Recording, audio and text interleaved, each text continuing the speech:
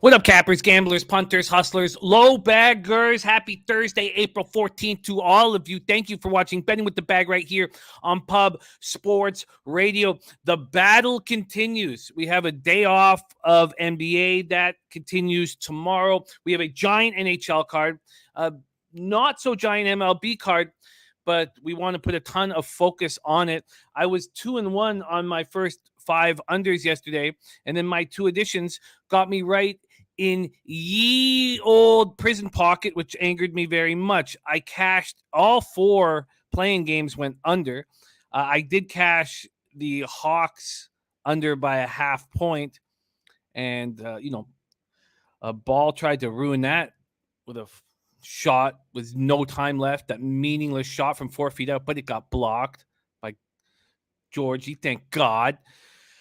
And then the Spurs first quarter and full game lost pretty badly. Home teams have been taking care of business. I already moved on the Atlanta Hawks minus 2.5. So, the season is young in MLB, and it's not gone great. Who has it gone great for? Jose Bouquet and Say Hey plays. He has a Say Hey play for us in the Blue Jays game, so he'll be coming on a little bit later. We have Mr. Gogster ready for NHL, but I would like to open the show to give a big happy birthday to our very own, a guy who supported me since day one, just locked me down with some Joey Spencer gear, small town soldier, and it's his 47th birthday. And I bet you he's in Finland right now, drinking a beer in a sauna. Happy birthday to R2D2 Finland. And in all honesty, I don't know if anybody has a better winning percentage of action he gives in. He gives in his KHL action for us, his Finnish Elite League action, and I love the man. I love the man dearly. A big part of our family over in Finland. It must be, God, I don't know, 8 or 9 o'clock at night. And just want to give you a ton of love to R2D2 Finland. Happy 47th birthday. Shout out to all you guys. We have a ton of work to do. Let's do that work. There is Fat Wally in the house. Much love to you, my friend. And there's Razor Sharp Pick says, what up, Jimmy? Nice 2-0 plus $526 day yesterday. I like it. I doubled up on Razor Sharp Picks gear. Doubled up on Razor Sharp Picks gear right now. I got the Razor Sharp Picks shirt and hat. And I'll let Gogster know that I did get my hats back last night. The Uber driver did come back and drop off my hats. That's why I got and he looked, he said he really liked the Cashet hat. And I said, thank you very much. And fuck off, it's mine. But yes, got the hats back. And look at this. Sorry. I see. Yes, I already bet the Atlanta Hawks minus 2.5 because we know one team that isn't taking things seriously, and that you provided that with us is the Cleveland Cavaliers. And I don't care if Jared Allen comes back. The Hawks are focused. And so I'm very comfortable with that. And it's already moved to 3, and I think it will move more unless Jared Allen is announced in. You would know best if Jared Allen is announced in. But, I had look, I knew that it was going to probably be a public play and that I was probably just had a bias in my head from watching the game last night. But I'm very comfortable with the Hawks. I'm very comfortable with a team that showed out last year in the playoffs and wants another opportunity to do that. And we know the Cavs just want a draft pick. Almost at 17,000 subs. We thank you guys for that. We got Clint started Die Hard MMA podcast. And there is the Big Ragu with a big day yesterday. You're going to see a lot more of the Big Ragu breaking down MLB with us. The easiest win, I thought, for him was the over in that Jays-Yankees game. It was very well done. Very well done. Clint says, I could use a bounce-back day. I've been a degenerate, and I have not been doing well. Well, we know you crushed UFC 273. There's Maddie, Ice Star of the Taint play of the day in the house. Says Taint left the bases loaded, 9th, back at it today. I know you will be back at it. There's LJ from H-Town, ready to get to work. Elio, a.k.a. Top Set, says, I guarantee Ron Crawford on the Maple Leafs tonight. Interesting. Turnsy, ready to get to work. Thank you guys all for joining us. Brian Arpin, Dan Kelly, Nasty Nate, Cornhole King. I'm actually, there was a question whether or not I would be doing a show on Good Friday. I guess I didn't ask Jose that, but cappers don't take fucking holidays, right, Jose? I mean, we're here in action, right? Yeah, we're fine. I'm struggling to find cappers that cap on the weekends on Easter, but we're fine. Yeah. Fuck, man, we don't take Good Friday. What the fuck's Good Friday? I don't know what the fuck that is. Serious business in the house. Good Friday to cap. Yes, thank you. Yes, it's a Good Friday to cap. There's Alex Gagnon in the house. But of course, I want you guys to know that one thing. Whenever there's a holiday coming up, fuck am I going to be? I'm going to be sitting here capping with you guys. I care, man. Arthur Meade Jr. in the house. Thank you for joining us. There's Nut Flush Allen ready to get to work. North Anderson, I've been crushing this play in tournament. Told y'all CJ was the best player on the floor last night. He certainly was. That was clear. A little $700 parlay from LJ last night. I love seeing that. Braves -1.5, White Sox -1.5, Atlanta money line, and the under 235.5. Ray Charles ready to get to work, and Big Ragoo giving love to R2D2 Finland. Jake Valent ready to go. Christopher Carter in the house. Thank you guys all so much for joining us. Sammy Comer, the Reaver, says good call, Kelly. Yeah, but I didn't take the D-backs first five at a big price, but I'm telling you, I mean, look, the market's going to understand what he's going to do at home, and the first half of the year is the reason why we had value early, and I maybe didn't take enough advantage of it. But yeah, he's very, very strong. Very, very, very strong. Trenton Claxton in the house. TJ Nasty Nate says Hawks good money. It will be a very. There's Ick Schnizzle. It's funny. Ick Schnizzle messaged me this morning. He's like, I'm thinking about the Hawks tomorrow, and I was like, I already got it. I just got it, and then literally within an hour, it had moved to 3. We'll see what happens when Jared Allen comes back. Blue Balls play of the day is Cardinals first of 5. Clint says we got to roll the new underwear commercial. Okay, well, why don't we get that? We'll get that set up. Why don't we get that set up for Good Friday? Maybe Good Friday is the day for balls. There's Troy Cole says cash. Yeah, I got my cash it wears on. Whenever I wear the cash it wears, I can feel Razor Sharp Pick's glory, and I can also hear him go shot time, which I'm not going to have right now. I have been drying out. Blasphemy is Dan Kelly's favorite. Okay, thank you. Oh, Good Friday is a religious holiday. Okay, thank you for that. Thank you. I didn't know. Sorry. No, not me. New quirk. Instead of you doing a show on Good Friday, I will miss Mass and go to confession on Saturday. So sorry. I love that. I absolutely love that. I love that very, very, very much. Okay. Yes, we got too much. We will definitely run it at some point, but we got to get right to work because we have a big MLB card. We have Sharpie's bets ready to go, and we have a giant NHL card that we have to get to. So let's bring it. Oh, and Slatsy 2-0 last night. Blues team total over 3. Let me copy and paste that. All right, get that locked in. Here we go. So Slatsy's on Blues team total over 3.5 at -120. Caps team total over 2.5 -155. Wild money line -115. Sharks -110, and Canucks -1.5 -115. I'm a little upset. I didn't. I just was humming and hawing, and I didn't get that -110. I got the -115 with you. Eric Jones liking the under on 8.5 with the Blue Jays. We're gonna get to baseball shortly, but first we hit the ice with none other than Belleville's finest, Mr. Gogster in the house. Gogster, what's happening, man? What's going on, guys? How are we doing today? Yeehaw. I don't know. It doesn't sound. Come on, get your heart in it if you're going to say fucking man. Yeehaw! That was too effeminate. All right, let's get to work here. NHL, Mr. Gogster. We're going to get right at it. We start 7 p.m. Eastern. The Ottawa Senators 27-40 and 6. 14-19 and 3 on the road against the Boston Bruins, 45-23 and 5, 22-12 and 2 at home. We're at TD Garden, Boston, Massachusetts. Anton Forsberg, 18-16 and 3, 2.75 goals against average, 9-17. Sabres percentage, 1 shutout. Linus Ullmark, 23-10 and 2, 2.59 goals against average, 9-12 I had Ullmark. Is it not Ullmark? I had Swayman. But we'll see. Okay, that's very important. And I think what's going on right now is real with the Boston Bruins, and I don't know why they would rush Grzelcyk back. I wouldn't. And they have real serious injuries that they're dealing with. And I want to, and Ullmark is confirmed, I want to back the Senators here. I want to.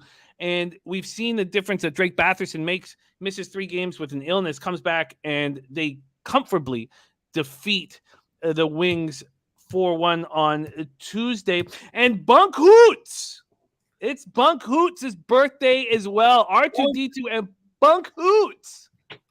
Happy birthday, Bunk Hoots. Bunk Hoots, what number is it? Because it's R2D2's 47th. Hey, 47. What day is what number is it for you, Bunk Hoots, in the house? I'm gonna say 33. You say 33? Bunk Hoots. I'm gonna say 37. Oh. Okay. Senators snapped their 3-game losing streak with a 4-1 win at Detroit. Oh, I got it. No way. All right. Oh, wait. This is gonna be a good day. I've been feeling hot today. Stutzla scored twice, and I don't know Bunk Hoots. That was all just magic. Scored twice, assisted on Batherson's goal. So Stutzla looking good. Batherson back in the lineup. And so Stutzla misses 2 games with a knee injury, and then Batherson misses 3 games with an illness, and they come back, and they're a different team. The Bruins suffered their second straight loss, 4-2 at home over the Blues on Tuesday in a clear, I've never played the lottery in my life, Big Ragu, and I never will. Never will. I don't want to throw that money away or whatever, and I also don't want to win the lottery. I want to get this shit fair, fucking square. Yeah. I don't want to fucking get family out of Parkdale. I want to earn my family out of Parkdale. I will never play the lottery in my entire life. Couldn't give a fuck. Back to here. Yes. Boston back-to-back regulation losses for the first time more than 2 months. No Pasternak. We've seen their power play fall. Hampus Lindholm out, hurts everywhere. Then they lose Brandon Carlo first period to an injury. Cassidy says he's casually optimistic the Grizzly will return. Carlo didn't skate on Wednesday. How do we not move on the Senators? Mike M said Senators at +1.5. Do we want the score? Take it away here, and we'll go over line movement and things of that nature. I saw that +1.5 was -120. I can't turn a dog into a favorite. How are you handling this spot? Take it away, Gogster. Senators, Bruins. You give me no reason not to take Ottawa here, really, Jim. They've come off 3 losses, but that win 4-1, it shows when they get Batherson back, guys, Norris, they're not going to have Shabut. But with those injuries on that back end, they've won only 1 game in the last 4. They've lost to Detroit, Washington, St. Louis. On the puck line, too, Jimmy. Reverse puck line on all those losses, too. Haven't looked too good. I lean to the under here, guys. 2 goalies here, Forsberg, Allmark. I had, unfortunately, Swayman stats. But you have actually Forsberg, who's 10-9 on the road with a .923 save percentage. So this guy's no slouch this year. Forsberg's been a lot better. He's been their number 1. But I would lean to an under here, Jim. In Ottawa first period, it's no action as of now, but I definitely could see Ottawa jumping, at least scoring a goal. If you guys want to take the first period, Ottawa -0.5, you can find that. When they're healthy, that's when you want to bet on Ottawa. And their DN, they're missing Zub too. He's questionable, but offensively, they have no problems. And their addition too with Matthew Joseph, he's been a great addition to the Senators team. So I'd have to be leaning towards maybe Senators team total over, but I kind of lean towards the under, so that'd be going against that. So at first period, Senators is where I'd be looking here, guys.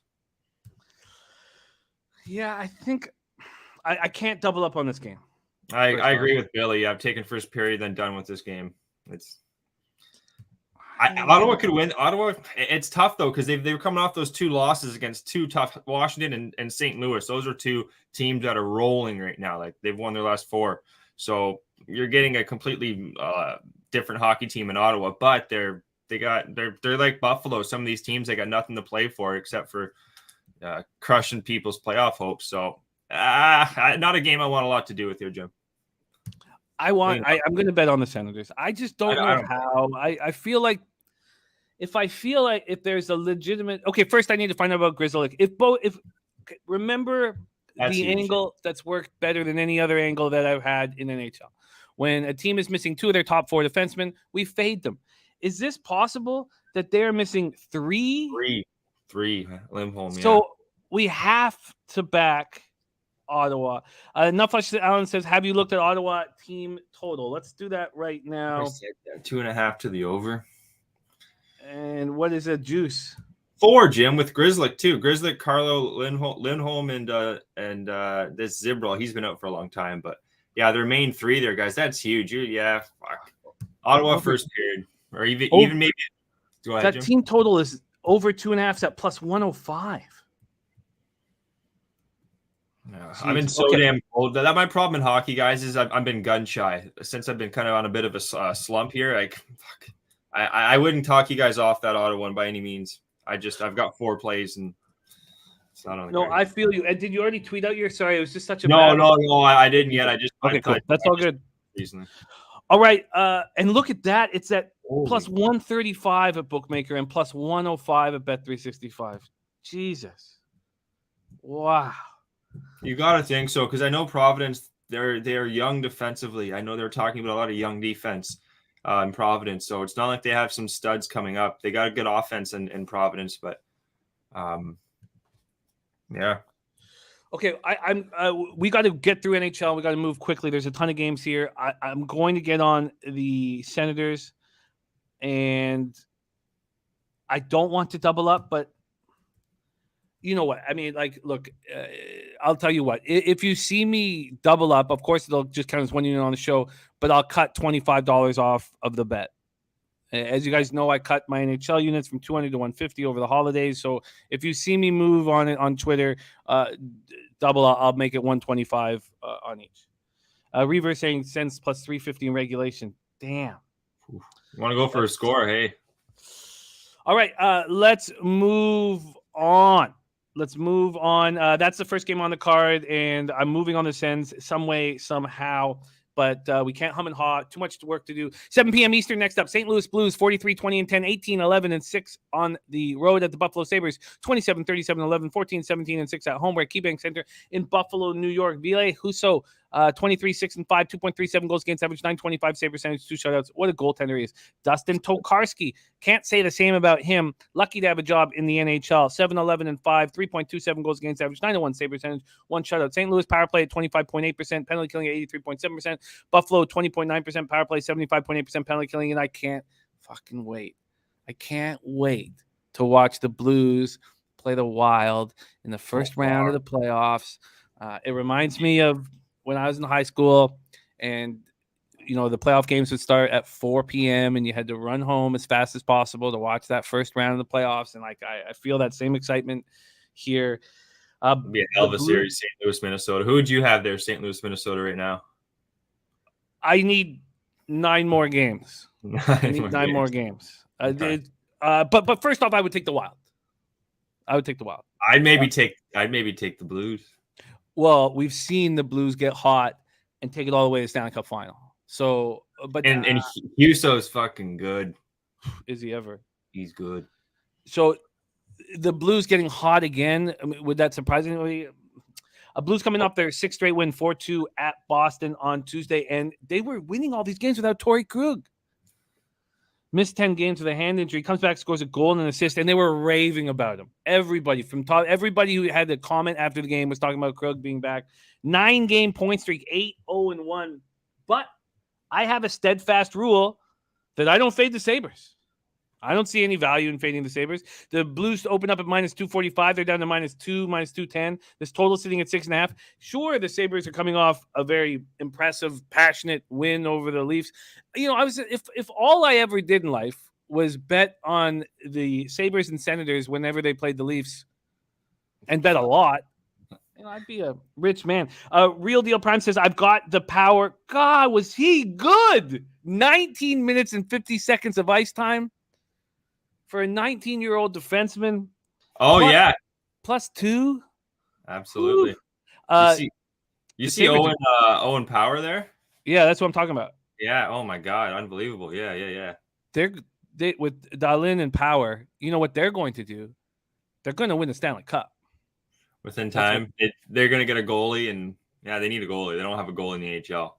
And they need forwards, and they're not going to be ready next year. And it's hard being a 19-year-old defenseman. It's going to take a little bit of time. Jack Quinn coming up for the Rochester guys. Look out for him. He's fucking good.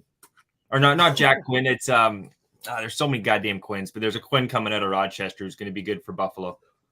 We got Spenny Penny Bombs in the house. Billy Brisbane also says, good afternoon, boys. Been a busy week. He's got fucking Kelly Clarkson going through his phone. As the Easter Bunny this week, questionable. Brizzy, questionable, but great to have you. Good to see you, Bill. as we're talking about Buffalo Sabres being the future, Bunk Hoots on his 37th birthday says Pub Sports Radio is the future. Much love to you, Bunk Hoots, my guy. And Tim Montana BX saying, salute to Jimmy and everyone. Let's have a blessed and successful day. Kill these bookies. I don't want nothing to do with this game, really, to be honest. I don't want nothing to do with it. I want to watch Owen Power and Rasmus Dahlin. Buffalo team total overs have just been money in the bank, especially with their young additions there. What do I have here? Buffalo 5-0-3-3 their last 4 games. So other than that Tampa 5-0 loss, they've been scoring too. St. Louis on the road, they're one of the best fucking home teams in the league, guys. But when they're on the road, they can sometimes be a little more susceptible defensively, I've noticed. I remember Ottawa playing them 5-3. Just they don't exactly close teams out late on the road like they should. So lean towards Buffalo team total over. That thing's been cashing a lot. Shout out to Nutflesh Allen. Yeah, and it wouldn't. I mean, if you like the Buffalo team total over, I mean, it's a 6.5 though. Yeah, but it's the Buff. I was just saying maybe the full game over would be the spot, but let's just see what that team total is here. 2.5 minus 1. That's a little much, almost actually, Jim. Yeah, I know too much. The over, but that's almost an under at that rate. Too much. Mike M's getting at minus 120. Says that's a reasonable price.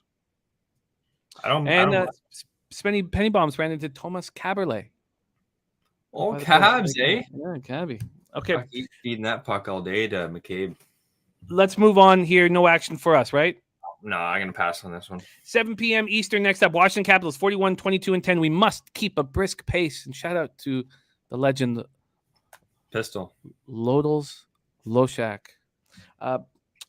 Toronto Maple Leafs 47, 20, and 6, 26, 8, and 2 at home. Scotiabank Arena in Toronto, Ontario. Samsonov 22, 9, and 4, 2.93 goals against average, 8.99 save percentage, 3 shutouts. As Gogster mentioned a few times, and is being absolutely right, being much, much better on the road than he has been at home. And Taint is in.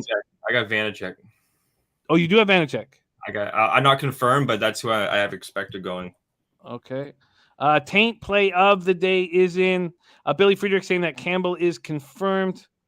Get this here. And Sammy Comer says Capitals, money line, and the over. I don't know, honestly. I don't know how much the Lightning, Bruins, and Leafs care. Now, the Lightning probably do because they're playing so badly. They are. Just to turn it around. But these other teams, do they really care? Now, they just need to be healthy and maybe get Jack Campbell going. Washington power play 19.9%, 81.2%. Toronto power play 28.7%, 82.9%. The Capitals are playing good hockey. I can understand Sammy Comer's confidence here with these Capitals. Capitals open up at plus 106. You see this? They're at plus 140 now. Wait. They open up at plus 106, Washington? This is what Action is telling me. Maybe I should pull up our old site, but the Action saying it opened up at plus 106, now plus 140. Confidence on Washington. I love that we got the plus 140 now. Perfect. Washington comes off their 4th straight win, 9-2 at home over the Flyers on Tuesday night. Oshie scored his first goal in over a month. Ovechkin scored his 46th. He needs 4 more goals to reach the 50-goal mark for the 9th time in his career. He will tie 2 other players who've scored 50 goals 9 years. Can you name them, Mr. Gogster? We got to be quick. Gordie Howe? No. He had game right. They didn't have long enough seasons at that point, so it's more difficult. And he wasn't actually, like a goal a game Mike Bossy. There we go. There's one of them. Let's go. Fuck. The other one. And he only played 10 seasons, I believe. I believe Bossy got 9 50 goals. Quick hint on the other one, Jim. Quick hint. Yeah, he looks a lot like Kent Johnston. Oh, the Wayner. Yes, Wayne Gretzky. Caps are 8th in the Eastern Conference and haven't clinched a playoff berth yet. They open up. This is the first of a 5-game road trip for the Capitals. Leafs had their modest 2-game winning streak snapped in a 5-2 loss at home versus the Sabres on Tuesday night. Marner 90 points, Matthews 99. Both were held off the score sheet by Owen Power and Rasmus Dahlin. Marner's 13-game point streak gone, and Matthews had 21 goals and 10 assists in the last 16 games. 21 goals in his last 16 games. I mean, who has had a run like that? I mean, what we got to go back to like the early 90s. I mean, we got to go back to Pavel Bure. I mean, I know he was in the early 90s, but and Ryan Kozlowski's got, Bossy and Gretzky. Okay, AOD in the house. Billy Friedrich says Caps 8-2 on the road last 10. And Clint says, I don't know what to make of this Leafs team. They're so bad some nights. They're going to be pissed coming off another loss to the Sabres. Dubas was not pleased. He was nonplussed. Take it away, Gogster, Capitals, Leafs. Well, then the over kind of does make sense with Campbell kind of coming back here. He's been really up and down like a cold or like a bad cough. Vanacek 8-3. I need Vanacek. If Vanacek's not going and Samsonov's going, this could be just crazy goal fest. Washington's playing a lot better. Their hockey game's been on the uprise. They're beating Boston, Pittsburgh, and Tampa Bay. Solid teams right there. 4-2, 6-3, 4-3. They're scoring goals. You know what Toronto does, especially off losses. I don't think they've back losses anytime soon, and it's a game. I got Washington. This is action. I'm not going to think twice. If you go back on the shows, guys, I probably went against these goddamn Leafs more times than I should be, especially wearing the jersey. And I'm doing it again. I'm with our guy Billy, Jim. I'm going plus 140. Shop around because it's dropping at some books. Just riding the hot hand. This team was in the dumps there when they had those injuries early in the season, especially with the politics, what's going on overseas there. This team's finally getting some momentum. Washington and Toronto that lost 5-2. I'm going to trust it here. I'm going to trust it. I also have 18% power play and 75% penalty kill in just the last few games from Toronto. So they've been definitely slipping up a bit. And I think Washington's they're playing much better hockey lately. So I'm going to ride the hot team. We're getting plus money on. I'm not going to think twice about it. Very interesting stuff coming in here. LJ from H-Town says, take the Maple Leafs off a loss. Average 4.5 goals last 6 games. LJ's been telling me that. He told me that back in San Antonio. He's been just cashing the Leafs team total overs. I remember him telling me that. And it's tough because I've been beaten down trying to go against these Leafs. Just it's been tough. I do think we could even maybe see some of that Florida games, not 7-6, but 5-4. It's tough because ever since that Giordano edition, Toronto has been much. I think he's a key addition to that DN there because when they took out Sandin, the much younger defenseman there, who was so much more on the offense than he is on the defense. So with Giordano back, I feel like they've. And then you got Muzzin, he's out right now, but then Riley, they're pretty in a way a veteran-laden the defense too, but we don't know what the hell's going on with Muzzin. They're trying to tell us that it doesn't have to do with his concussion. That's what they tried to tell us 48 or 24 hours ago on sports radio. They're saying that Dubas was saying it doesn't have to do, it's not part of his concussion. And I was like, that sounds like bullshit to me. So it's gone from concussion to undisclosed. And they also said it would just be a 1-game absence on sports radio yesterday. To be honest, if Muzzin goes, Jim, he's just going to get knocked out again in the playoffs. Like, honestly. Yeah, and Keefe saying, unrelated to the concussion, isn't feeling 100%. He's expected to be back in the fold for the team's next games. So what was the difference between the Buffalo loss and the previous games? No Jake Muzzin. He's that important to the team, and he's that crucial. Those of you looking at forward to the playoffs or your playoff pools or whatever it is, if the Leafs have Muzzin, they're a very good hockey team. They need Campbell going, but if they have Muzzin, they need that strong defensive defenseman, and they don't have him right now. Joshua Chippen says, "You think this goes over 6.5? It's minus 135 over 6.5. I would never in my life take that. In fact, what I would do if I was more successful in NHL this year or had a bigger bankroll, I would have interest in taking both teams under 2.5 team totals. The Leafs at plus 220, the Caps at plus 155. If anybody, if you hit one of them, you're in business. I would have interest in that. Davin, it is for Mr. Gogster. For me, I'm the Nucks. Mr. Dillon says Capitals tonight, book it. And Slatsy did play the Capitals team total over 2.5. The total I don't have as good of a feel on here, guys. I don't want to. If this goes under, I feel bad because I did like the over, but I think Washington gets it done at this plus money here. Especially if it opened up at plus 102. You're saying there, Jim? 106. They say it. Plus 106. That just tells me the books, they're setting this line at somewhat of a toss-up, close game, and then the money coming in on Toronto just because of how both teams have been playing well, but Toronto have been cashing people tickets left, right, and center. So I'm going to trust the Capitals here, the Washington Capitals, guys. Rayhan. There's our guy, Rayhan Hyder, in the house. He sponsored our poker tournament down in San Antonio. Great guy. Great NBA capper. Thank you so much for the dono, my guy. Yeah. And North Ender, what's the bet that I missed from North Ender? Oh, he's on both teams to score 3 at plus 130. Okay, very, very, very interesting. And shout out to Rayhan Hyder. Let's just see what Pinnacle opened it up at, if they'll let me know if this is updating. And it seems to be updating. So Pinnacle did not do anything like that plus 106, but Pinnacle didn't open it up till 8:03 this morning. So it's still possible to open up plus 106. Right now, it opened at plus 141 and they're back at plus 141. Big thing, guys, Jim, I would wait until we get confirmation on Vanacek before you bet this. Even though I already have bet this at plus 140, without Vanacek and net, it's a toss-up. Yeah, Dev, and I'm born and raised in Vancouver. When you're a comic in this country, you have to go to the biggest city. So yeah, you don't have to, but it helps. This is where all the gigs are. So I moved to Toronto. I went to the university out here and moved to Toronto. Okay, let's move on. 7 p.m. Eastern, Anaheim Ducks, 29, 33, and 13. Oh, did you move on the Capitals?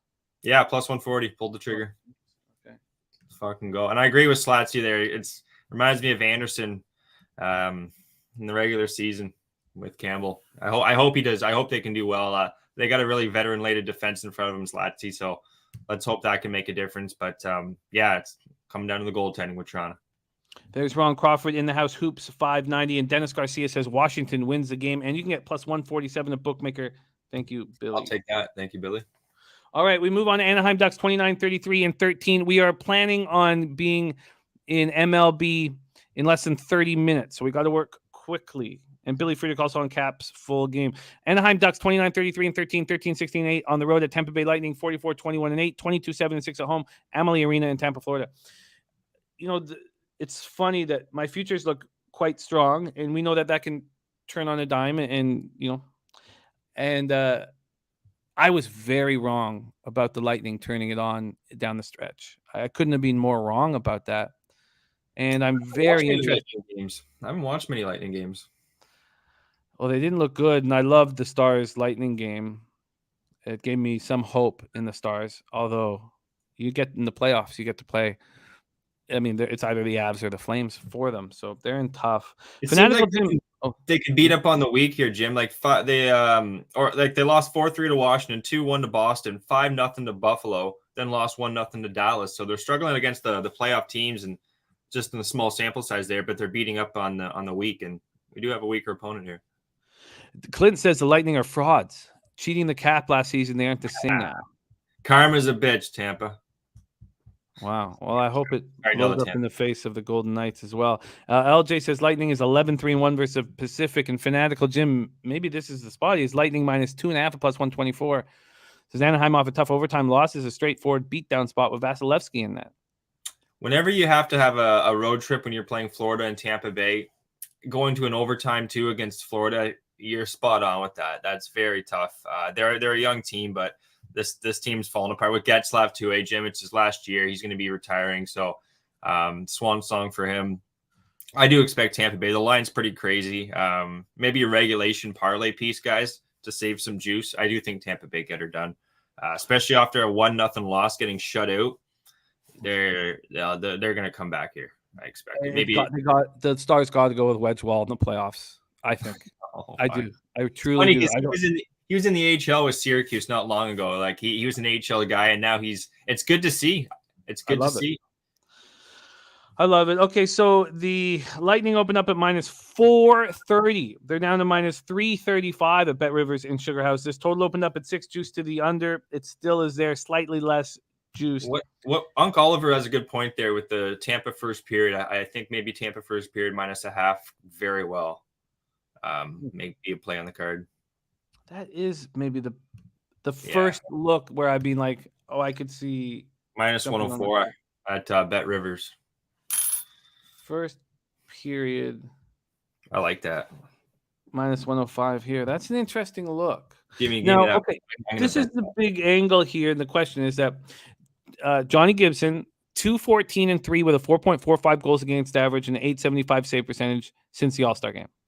But he's coming off his best game of the year, 52 saves against a very tough Florida Panthers squad.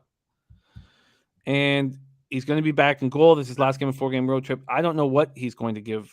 I don't know what he's going to do. Ducks have lost 15 of their past 17. They're 2-11-4 of the last 17. The Lightning have lost 5 of 6. Lightning are 1. Oh, listen to this stat. So this really will back the people who, like Clint, don't believe in the Lightning. And North Henderson's playoffs are a different animal. Don't count out the Lightning. Oh, I'm certainly not counting them out. And I wonder if, like, when we have our playoff pools, I know there's not big money in the playoff pools, and it's more like, bragging rights with your friends that you grew up with. But I wonder if the Lightning are going to be like readily available. Probably not, because what do you mean readily available? Available, like not picked that early. But I doubt, because I bet you that the people who don't know NHL very well will only know that they're the 2-time defending Stanley Cup champions and pick their stars very early. But listen to this stat: 1-9-1 in their past 11 games against playoff bound teams. That's what I was saying. Yeah. They seem to struggle against the tougher teams, but we got the Ducks though here, Jim. That's the thing. Yeah. I think I pulled the trigger. I just bet it, guys. Shout out to Uncle Oliver. Thanks for throwing that one there in there, brother. I actually plus 102 at plus 103 at Pinnacle there, guys. Tampa Bay first period -0.5. Just could be 2-0. Even if you guys got first period team total overs, get a nice maybe plus 160, 70 on Tampa to score even 2. I like them to get up on the Ducks, Jim, and then just fucking beat them down. Ducks team total over 1.5. I don't mind. I expect this to be a Tampa just fucking coach is going to ream them 1-0 against Dallas. 2 losses too before that, Boston and Washington. Let's rock with Tampa Bay first period. I agree with you. I think that Uncle Oliver found the most appealing angle in this game. Yeah, found the needle in the haystack. Nice job, Unc, my guy. Cheers. All right, let's move on. I think I'm going to tail that. I believe I'm going to tail that.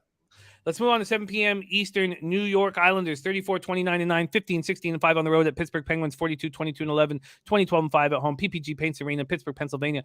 We talk about cappers being right. Loshak, or Lock Shack, as he is being referred to lately, was very right about the Islanders. He was very right about the Timberwolves with Dennis Garcia. But he was very right about the Islanders. Now, he went for the big score, took a -1 at plus 180, and that pushed. Yeah. But, man, he was very right. Ilya Sorokin versus Tristan Jarry. Casey DeSmith had his chance to be the goaltender down the stretch, and he will not be after the performance last game against the Islanders. Jarry is going to get a chance to come back, and he's not been good lately. We've all talked about it. You have Evgeny Malkin still serving his suspension. Brian Rust and Evan Rodriguez had to leave Tuesday. They got an injury. They got an injury bug, unfortunately, right now. It looks like they got some guys that are sick, and they had to leave during the game. Yeah. They had to leave during the game. Trenzy says Islanders one of my best bets the other night. Great job. He says I think the Islanders win again today. This having to leave during the game on Tuesday, I would be shocked if they'd be available to go here. Penguins have lost 8 of their past 11. The Caps can overtake them for third place in the Met. And, I don't think, like, I've been against Pittsburgh being a really good hockey team, but if they're a huge dog in the playoffs, that's when they become probably a dangerous squad. And that's when I could see backing them. So let's break this down a little bit more here. LJ from HL says good division game here. Islanders 5-1 against spread last against Pittsburgh. Islanders number 1 in defensive goal percentage. And let's just take a look at this market move here quickly and then take it over here. Gogster. The Islanders open up at plus 138. They're still really there. They're between plus 135 and plus 143. This total at 5.5 was a pick'em, and it's still a pick'em. Take it away, Gogster. Pens, Isles. I just have a hard time seeing Pittsburgh losing again to this Islanders team. That 5-4, it was a battle of a hockey game. Islanders have looked really good lately, guys. They beat Carolina, they beat Pittsburgh, lost to St. Louis there 6-1, lost to Dallas 3-2 a couple games before that. Defensively, though, this under might be the play here. Even a no goal first 10 minutes. looking at the special teams, Jim, in the last few games, that's what I'm really going off of now near the end of the season. 11% power play, 6% power play, 95% penalty kill, 87% penalty kill. Special teams are just locked down for both teams right now. I do like Yari. I have Varlamov here. I doubt he does go. I don't know why my thing gave me Varlamov, Jim, but if Varlamov goes, I already played this one, guys, expecting it to be Varlamov here because they got a back-to-back, Jim. They're playing Montreal tomorrow. That's one of the only teams with a back-to-back tomorrow, so we got to wait on the confirmation.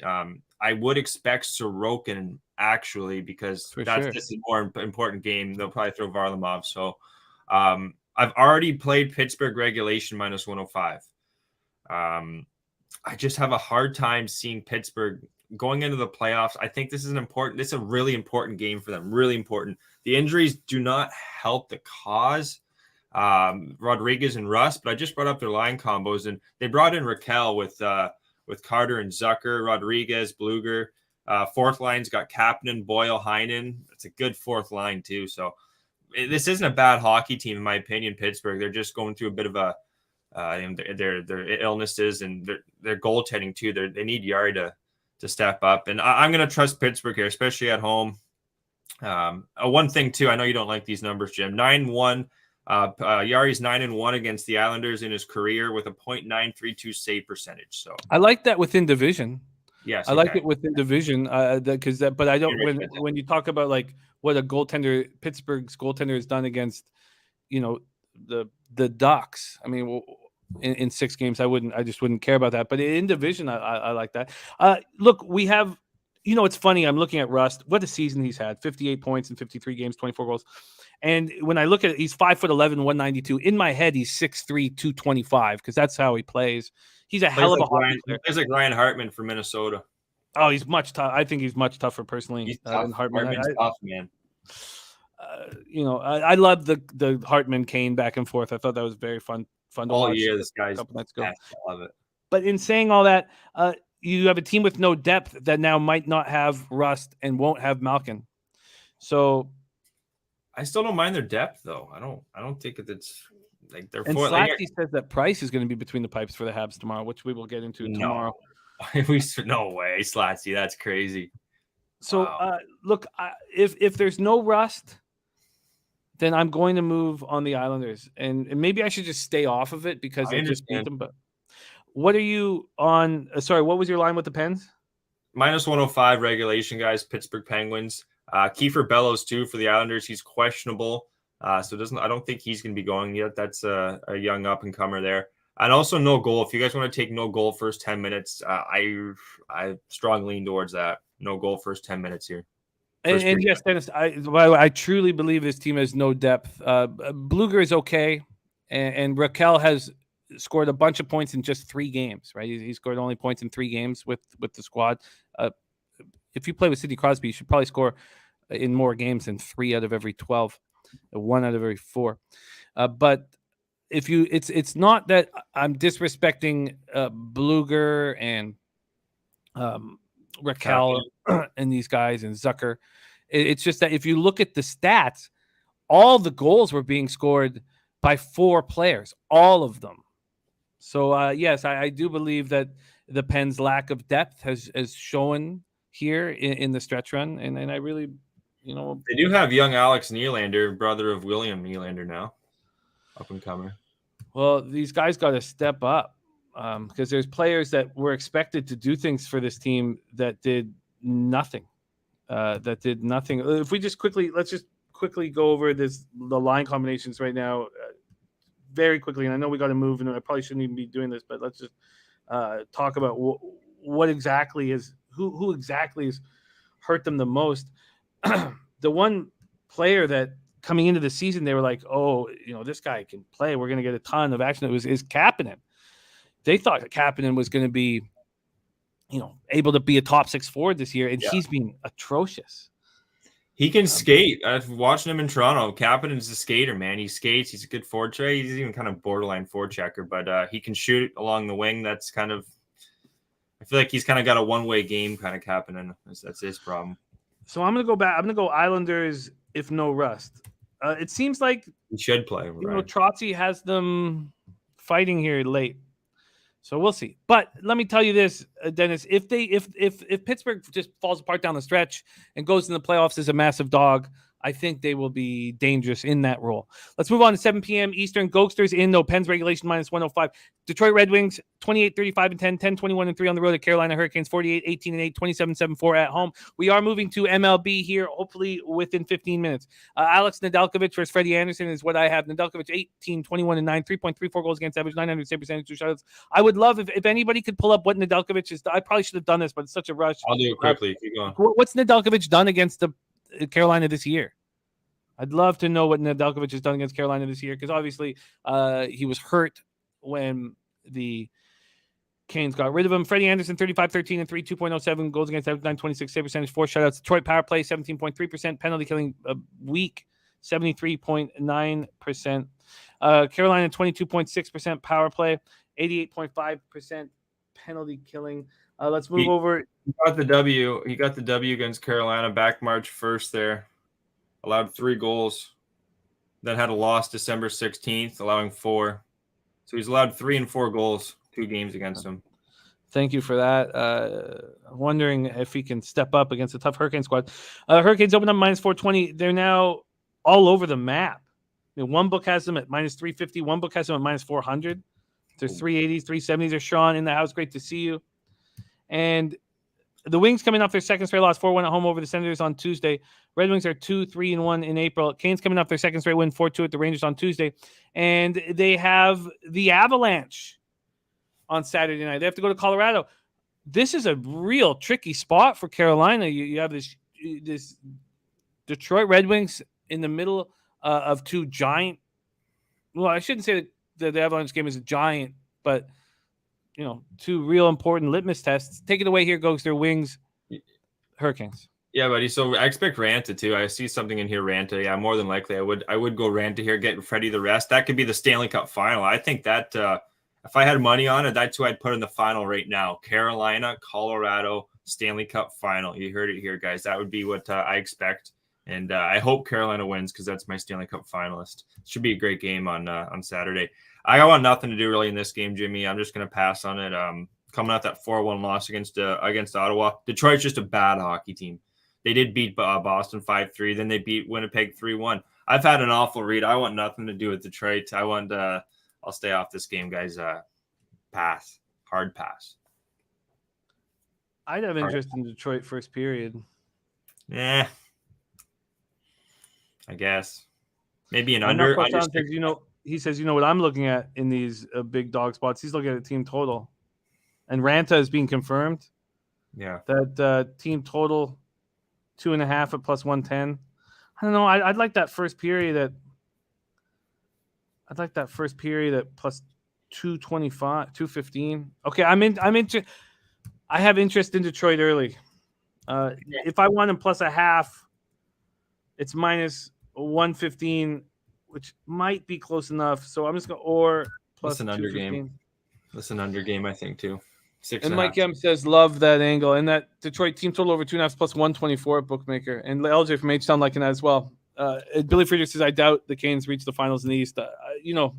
I know that you're on them, and it's going to be a fun playoffs. Let's move on. We got to go because we want to get into MLB. 8 p.m. Eastern, Edmonton Oilers 42-26-6, 19-14-5 on the road. At the Nashville Predators 42-26-5, 23-12-0 at home at Bridgestone Arena, Nashville, Tennessee. Mike Smith going up against UC Saros. Mike Smith 11-9-2, 3.19 goals against average, 903 save percentage. Saros 36-22-3, 2.50 goals against average, 922 save percentage, 4 shutouts. Edmonton, there's cash action in the house. Edmonton power play 25.6%, penalty killing 78.0%, Nashville power play 24.1%, 80.3%. And I can't get over how unbelievably good Roman Josi is. My God, is he spectacular. Predators open up at -118, and that's pretty much where they are right now. This total opened up at 6, and we have our first 6.5s on the board at a couple of different books. Oilers coming off their second straight loss, 5-1 at Minnesota on Tuesday. Predators snapped their second straight loss, snapped their 2-game losing streak with a 1-0 win at home over the Sharks on Tuesday. And they opened up their 5-game homestand with that overtime win against the Sharks. It's funny because I probably wouldn't have been rewarded, but I just did not. After getting destroyed by the Sharks all year, I was like, by the Predators all year, I was like, the Sharks will step up in this game, I think. And the Predators are a very healthy group. The Reaver leans Oilers, so does Jake. And Clint says Preds babysitting on plus 4,040 to 1 to win the cup. Looking ahead, just get me in the playoffs, boys. Take it away here, Gogster. Let's be tight. Oilers. All right. I'm rocking with the Oilers first period here, kind of with those with the guys in the chat. Coming off those 2 losses, 2-1 against Colorado, 5-1 against Minnesota. They're much healthier too. Looking at their injuries, they don't really have anyone banged up there. Edmonton really quickly, just Archibald, who's been out for a long time. I think they're going to take advantage of this one. 1-0 against San Jose. I don't expect that to hold up against this Edmonton team, who's been playing a much better hockey. 93% penalty kill too in the last few games. Both teams in that matter. I had to lean towards the over, guys, but I'm gonna change. I changed it up. Plus 100, Jimmy. I got that at. If anyone in the chat can get a better one on the first period money line, I'm gonna rock with Edmonton. I have a hard time. I've watched their games too, Jimmy, and Draisaitl didn't play for that one against I believe it was Colorado or the LA Kings. He was out, so he's back too. And coming off that 5-1 loss at Minnesota, I think I'm going to rock with Edmonton here. I do like this one. Gut feel play. Gut feel. Plus 100. Oh, and Wedgwood confirmed for the Stars. They've made their choice. They've made their choice. I guess they're going with the guy. Like, I'm going to say right now, I don't know if Wedgewell is going to be able to hold up, but we'll see. I love that shit. Love it. I think this is a very interesting look. I find it very appealing, and I may go with you. I was hoping to get more than plus 100 full game on the Oilers. I know. I think the Oilers need to bounce back here, must bounce back here. And I was all over the Wild on Tuesday, and I want the Oilers somehow, some way here, and I'm not sure how exactly. So still a couple of seats left here on the first period train, Jim, if you want to jump on. I'm interested. I'm not going to double up, so it's going to only be one move. 8 p.m. Eastern, Minnesota Wild, 45-21-6, 19-14-4 on the road at the Dallas Stars, 42-27-4, 23-10-2 at home. We are getting to MLB shortly. American Airlines Center in Dallas, Texas. Marc-Andre Fleury versus Wedgewall, and Ottinger was listed. I love this. I agree with this. Look, Ottinger's kept the team together. Like, if it wasn't for Ottinger, what a mess. So, look, this is no disrespect to Ottinger, but this is a veteran goalie who's never had his chance to shine, who's playing the best of his entire life, and we've seen goalies get hot like this before, and I love it. Dallas did it not too long ago with what's his name there, their goalie there, Khudobin. Look at old Khudobin that made the run with him. So yeah, without a doubt. It's good to not see Khudobin between the pipes. Dallas 21.9% power play, 78.9% penalty killing. Another test for this Dallas Stars squad, and it makes me nervous. It makes me nervous. The Wild opened up at plus 100. They're now minus 120 on the road. Mm-hmm. The Stars were minus 120 favorites, and they're now at plus 100. This total opened up at 6 juice to the under. It's now slightly juiced to the over. Wild coming off their second straight win, 5-1 at home over the Oilers on Tuesday. 11-1-2 in their last 14 games. Kaprizov has 42 goals. We've talked already about this, tied with Stahl and Gaborik for the most in franchise history. What I didn't know, and I would never have been able to guess this, never, not ever, no chance. Zuccarello has 50 assists, so he is tied for the most assists in franchise history, and no chance would I have known who he's tied with. It's the hardest. I'll just tell you because it's too hard. Who? No, Pierre-Marc Bouchard. Oh, no. Who? Pierre-Marc Bouchard. I remember Pierre-Marc Bouchard having some good years, but not a chance I would have guessed that. Jordan Greenway is questionable to an injury, so is Delorier. Dallas is in second Western Conference wild card spot, 3 points over the Knights. And they're 23-10-2 at home this season. They play 6 of their last 9 games at home, and they are dealing with injuries and some sickness. Radulov and Kiviranta both dealing with non-COVID illnesses, and Nemestikov left last game. There's Deacon Mike in the house. Take it away here, Gogster. Let's be tight. Wild Stars. Yeah, and also I don't know if you brought up Dumba there too, Jim. Dumba's looking like he's questionable, could be out. That's a tough one. I'm not going to have my money on this game, but Minnesota's again really good home team. That's my problem with Minnesota St. Louis. Could be their home road splits. If Minnesota St. Louis play, that's going 7 games. Whoever's home team's winning it. That's the problem with Minnesota. It's just on the road. And Dallas going with Wedgewall. Sorry, that's his new nickname here. 1-0 win against Tampa. Really good to see. 6-4 Chicago. 3-1 loss against the Devils. That was a 1 p.m. game. I want nothing to do with this one, Jimmy. I have no clue what to do. I think that I have to bet this. You have look, the Wild are 11-1-2 in their last 14. And Desmond Prendergast saying an easy under here. Interesting, because the market's moving towards the over. But I get why he's saying that. I get why you're saying that, Desmond. You know, but look at this. The Wild are 19-14-4 on the road. The Stars are 23-10-2 at home. And you're going to give me a plus price? You know, unfortunately, I think I have to bet this. Oh, and the spreadsheet play today is in, and it's Pittsburgh Penguins with Yari confirmed. Let's go, Ronnie. Let's fucking go. Let me pop this in here. So Gogster on regulation. Yari's not being very good, but you know, we broke that down already. I think that I have to bet the Stars. And LJ says bet it. Scotty Wedgewall. I don't want my love for Wedgewall to. Okay, let's move on. 8:30 p.m. Eastern. We're almost on NHL here, and we're moving at a nice pace right now. San Jose Sharks, 29-33-10, 13-17-5 on the road at Chicago Blackhawks, 24-38-11, 11-26, 11-20-6 at home. And Jake Valent says the Boldy's back. I didn't know he was there, to be honest. I feel bad there. That's him addition with him back. That's what a stud. The kid's a stud. Obi Baker. Stud. Reimer, 18-16-7, 2 points. You know, another Hobie Baker finalist just signed with the Avalanche, and they're putting him in right away. Centerman. Reimer, 18-16-7, 2.77 goals against average, 9.15 save percentage, 1 shutout. Lankinen, 4-12-6, 3.66 goals against average, 8.86 save percentage.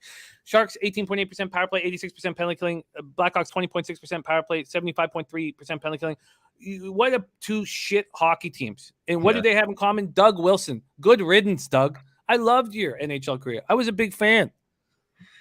Sharks coming off their 7th straight loss, 1-0 in overtime in Nashville. San Jose, 13 goals in their past 7 games. Blackhawks, 1-11 on the power play last 3 games. They've scored 10 goals over their last 6 games. These teams aren't scoring, but when shit meets shit, goals are scored. The shit explodes. Shit hits the feeling. It's like the shit wins, as Leahy used to say. The shit wins, just like Leahy used to say. You're absolutely right. Shit wins are stirring here, boys. Shit wins are stirring. Take it away here, but quickly, let me give you a line move. Sharks open up at plus 104. They're now the favorite at minus 120.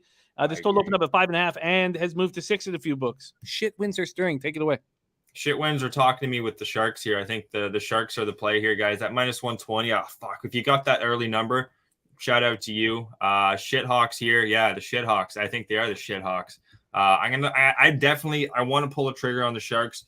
I think they're the play. 100% penalty kill in the last few games. They're just the better hockey team between these two, Jimmy. And I've seen San Jose do this on the road before. I think they're a better road team, to be honest, than they are home team. Coming off a lot of losses too. Now you get a shitty Chicago team. Chicago's next to maybe right now Seattle. Chicago's really Arizona. I'd say Chicago might be the next worst team. So I would definitely be leaning towards the Sharks here, Jimmy. Lankinen versus Reimer. I get it. Yeah, Reimer's much better.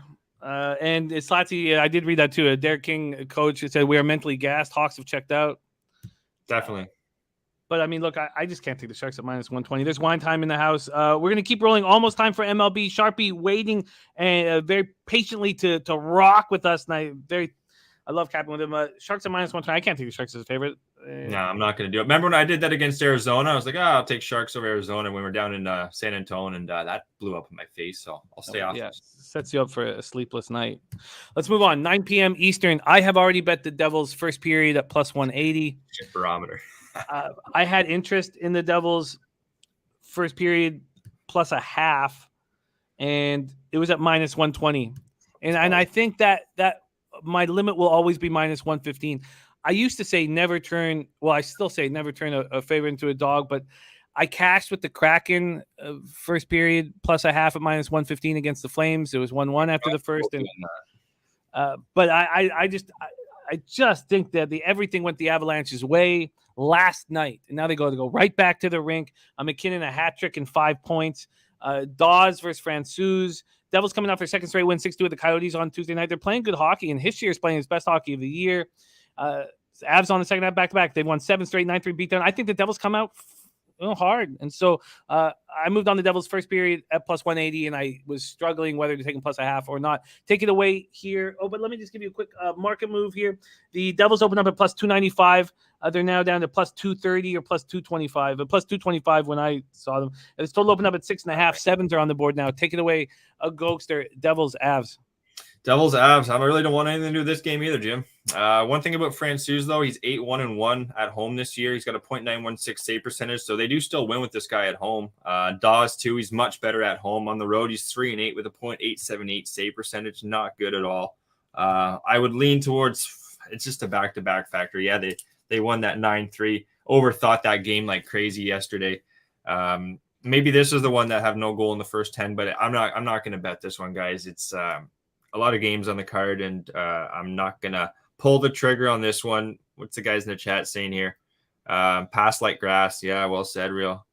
Devils have lost 24 lost on the road. Yeah, worse than the NHL. Yeah, they're a bad. This game stinks, too. Shit winds are stirring on this one, too. I like this game. I love this game. I love a team scoring 9 goals and having come right back to the rink and fading them in the first period. Love it. I'm very excited. Makes sense. I get that angle. Piker giving a shout out to Leahy, Mr. Dunsworth up here in the north, saying, I'm sober enough to know what I'm doing and drunk enough to enjoy doing it. Rip Leahy. Yeah, I was sad. Died in 2017, and I got to do stand up with him. I got to open for him. No way. A few times, and he's just class act, quality guy. Yeah. You know. Oh, it's even better to hear he's a quality guy because he's great. Everybody loves him. Everybody, great guy. Okay, 9 p.m. Eastern. Vegas Golden Knights 40-29-5, 19-15-2 on the road. At Calgary Flames 45-19-9, 22-8 and 7 at home. I'm so interested in this game, but I don't know how to bet it. Scotiabank Saddledome in Calgary, Alberta. Robin Lehner going up against Jacob Markstrom. I guess it feels like the division is just done, and there's so much at stake for the Vegas Golden Knights. Yeah. So Vegas opens up as plus 128 dogs. That moves to plus 135 or plus 140. This total moves from 5.5 to 6. Now, when I say that there's nothing really at stake for the Flames, I don't really believe it in this game because the Flames don't want to see the Golden Knights in the playoffs. And here's their chance to kick them out of the playoffs. And I think that's a very, very important thing for the Flames. I think they want the Knights out. They want to beat the Knights badly. The Knights coming off their second loss in 3 games, 5-4 in overtime. Vancouver on Tuesday night. Shout out for Dennis Garcia, having a ton of faith in the Canucks to take care of that. This Vegas team, 8 games left. They're 3 points behind the Kings with a game in hand. They're 3 points behind the Stars, but the Stars have a game in hand.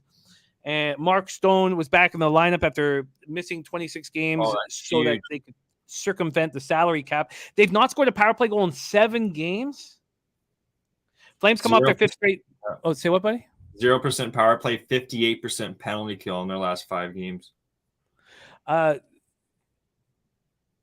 Okay, so Flames could get Killington back and Eric Goodbranson back, but Goodbranson is a bum. He's one of the worst Corsi players in the NHL for years. Tkachuk, second career hat trick. Now is 92 points on the season.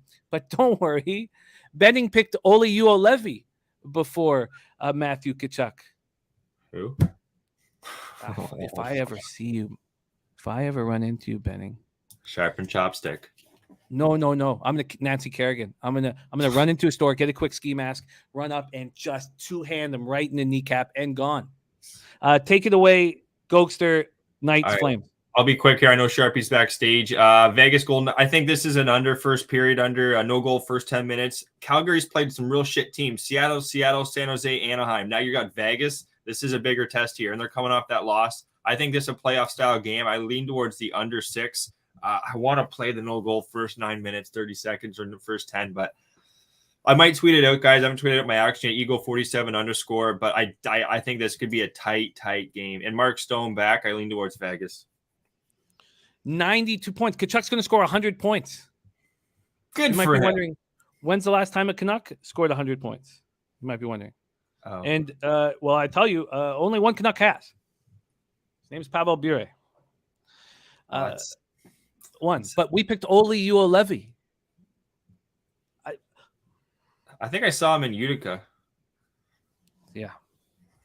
Sorry, Jim. Okay. Justin Bilbo in the house. Great to see you. Says, finally quitting my job at the start of football season. Going to be watching your show a lot more. Greetings from Germany. I love those messages, Justin. Thank you, man. It puts a big smile on my face. Awesome. I don't know. I think the Flames got to kick the Knights out of the playoffs, but Knights have everything to play for. If I had a free bet, I'd probably take the Knights because of the plus money. You got to think Sammy said the Sedins didn't get the 100. You're right. What am I talking about? You're right. Did Daniel get there? I think Hank did. I'll check that right now, but you're absolutely right, Sammy. Sorry, I got beer. You got a sharp chat, Jim. They can't get one by no doubt. Final game on the board. Then we get an MLB. Arizona Coyotes at Vancouver Canucks. I already moved on the Coyotes -1.5 at -115. The Canucks haven't done this for me, but the Coyotes are so bad right now. The injuries have hurt them badly. We saw them, come together after all the losses and play better hockey. That's not happening anymore. We have Vamelka versus the Iron Lady, Margaret Thatcher Demko. Coyotes coming off their fourth straight loss, 6-2 at home to the Devils on Tuesday night. 2-10-1 over the past 13. Have allowed 5 or more goals in 6 of their last 8 games. The Canucks coming off their fourth straight win, a 5-4 overtime victory at home over the Knights.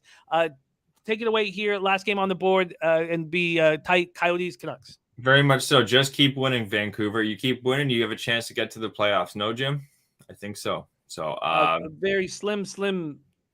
The problem is the 3-point games. The problem is that so many of these games, and keep an eye on that. Whenever there's a divisional game going on right now, if it's 2-2 going into the third period, live bet the under. They'll give you a 6.5. Yeah. Live bet the under. These teams are going to play for the 1 point, especially if they're in that playoff race. But take it away. Sorry, man. Absolutely. Yeah. So looking at Vancouver here, they're only 3 back of Vegas right now. Like they're creeping up. They've won for the last 4 games. Right when we're about to give up on this team. Arizona's a dumpster fire. I think Clint can agree here. They just losing their captain there, their young stud there in number 9. I'm having to draw a blank on his name, Clayton Keller.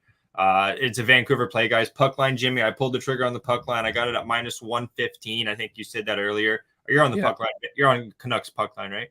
Yeah, I got -115 too, which pisses me off so much because I could have taken it. I could have had it easily at -110, but I was just a little. I don't know. I just was a lollygagger. But I'm with you. So let's just move past it here.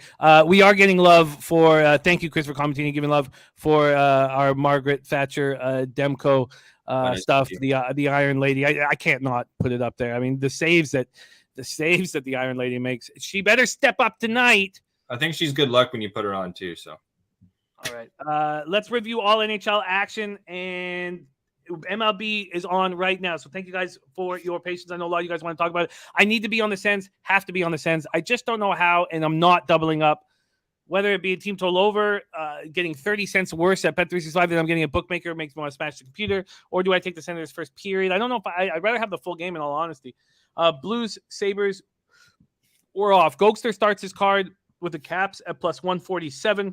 Mm-hmm. Gogster with Unc Oliver's advice moved on the Lightning first period -1/2 +103. I find that play very appealing and would like to tail it. We have Ron Crawford's spreadsheet play today is on the Penguins. Is on the Penguins. Gogster, you're on the Penguins in regulation, and if there's no rust, maybe I should just let it go. Maybe I have enough action, but if there's no rust, I find the Islanders appealing. Maybe I just let it go. Red Wings, I'm not sure. I'm going to take them in the first period, whether it be +0.5 or +215. I'm not sure. Oilers first period is what Gogster move, and I like it. I'm not sure if I want Oilers first period or full game, but I think they bounce back. I was heavy against them on Tuesday, and I'd like to back them here. I think I have to bet the Stars, but the market's moving against me, and if I have enough action, do I really want to step in the face of the market? I think so. I think I do, but Sharks, Blackhawks, we are off. Devils, Avalanche, I'm on the Devils first period at +180. Knights, Flames, we are off. And Gogster, you're on the Nucks with me. Let me just put this here. I do lean towards Vegas. I lean towards Vegas, Calgary under, strong under there, guys. What is that at? 6. 6, yeah. I moved from 5.5 to 6. And it's juiced to the over at some books. I find that appealing. So Gogster, Canucks first period. Oh, sorry, not first period. Canucks -1.5 at -115. Gogster, great work. We got to move on to MLB. Thank you for all your hustle. This was a huge NHL card. Any last words for the great cappers supporting the show? All you guys kick ass. Take some, just beat up the bookies as always, guys, and let Jay them books. We'll be back next week. And the golf there, got a guy second place at 170 to 1. Let's see how it goes. RBC Heritage. See you guys next week. There he is, Mr. Gogster in the house. Shout out to Peanut in the house. Much love to you. And it is time to move on to MLB, and we have just the man for the job. Moose Money says baseball grind time. Let's get it. CT Bay says MLB, what it do, family? And we have the star of our MLB Prize Picks show every day, Monday through Friday at 3:10 p.m. Eastern. Is it also on the weekends? I don't want to say Monday, Friday if it's not, if it's all every day, but 3:10 p.m. Eastern. You can find it right here on Pub Sports Radio. Please welcome to the show, Sharpie in the house. Sharpie, what up, my guy? What up, my guy? It's that fucking time. It's fucking Thursday. Baseball's been fucking great, and we just got to keep it rolling, man. We got to keep it going. We do. Are you going 7 days a week like Jose? Or are you Monday to Friday? No sleep for the wicked, baby. No 7 sleep. days a week. Monday through Sunday, every single day at 3:10 p.m. Eastern, we have a Sharpie with the prize picks. All right, let's get right to work, Sharpie, and we start with the game that I was trying to fade Cole Irvin, and I couldn't figure out how. I legitimately, and maybe you can enlighten me how to. This game pops off in less than an hour. I just couldn't figure out a situation that wasn't so juiced, and I lost on the Rays yesterday, and I want to fade Cole Irvin so badly, and I'm curious to hear what you have to say about Josh Fleming. One of the things I love capping with you is that you look at the games from such different angles than I do, and I find it extremely appealing. 1:10 p.m. Eastern, Oakland Athletics 3-3 on the road at the Rays, 4-2 at home at Tropicana Field in St. Petersburg, Florida. Cole Irvin going up against Josh Fleming. Cole Irvin went 5 1/3, 7 hits, 4 earned runs, 3 homers, 1 walk, 4 Ks in a 4-2 loss at Philadelphia. And Josh Fleming, 3 1/3, just 3 hits, no earned runs, no walks, 5 Ks, and a 5-3 win at home over the Orioles. Both teams are hitting lefties with similar power, but the Rays have a much better average. A's versus lefties 226 with a 689 OPS, while the Rays versus lefties 283 with a 693 OPS. And both bullpens have been good so far this year. A's bullpen 3.65 ERA, 1.50 WHIP, while the Rays bullpen 4.11 ERA, 1.20 WHIP. I'm going to pull up the market here very quickly, and then we will watch Sharpie roll. Here we go. We have the A's opening up at plus 180. We're getting a little bit of static, Sharpie, from, I think, is it maybe from the shirt? Where's the, I'm not sure where the static's coming from the mic. There we go. That'll do it, I bet. Yeah, thank you. The Rays open up at minus 220. They're in between minus 215 and minus 225.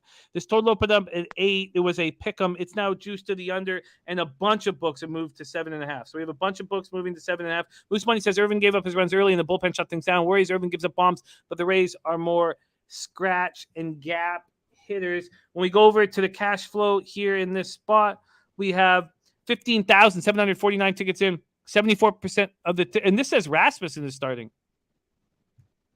I have Fleming. I'll put up RotoWire right now and find that out.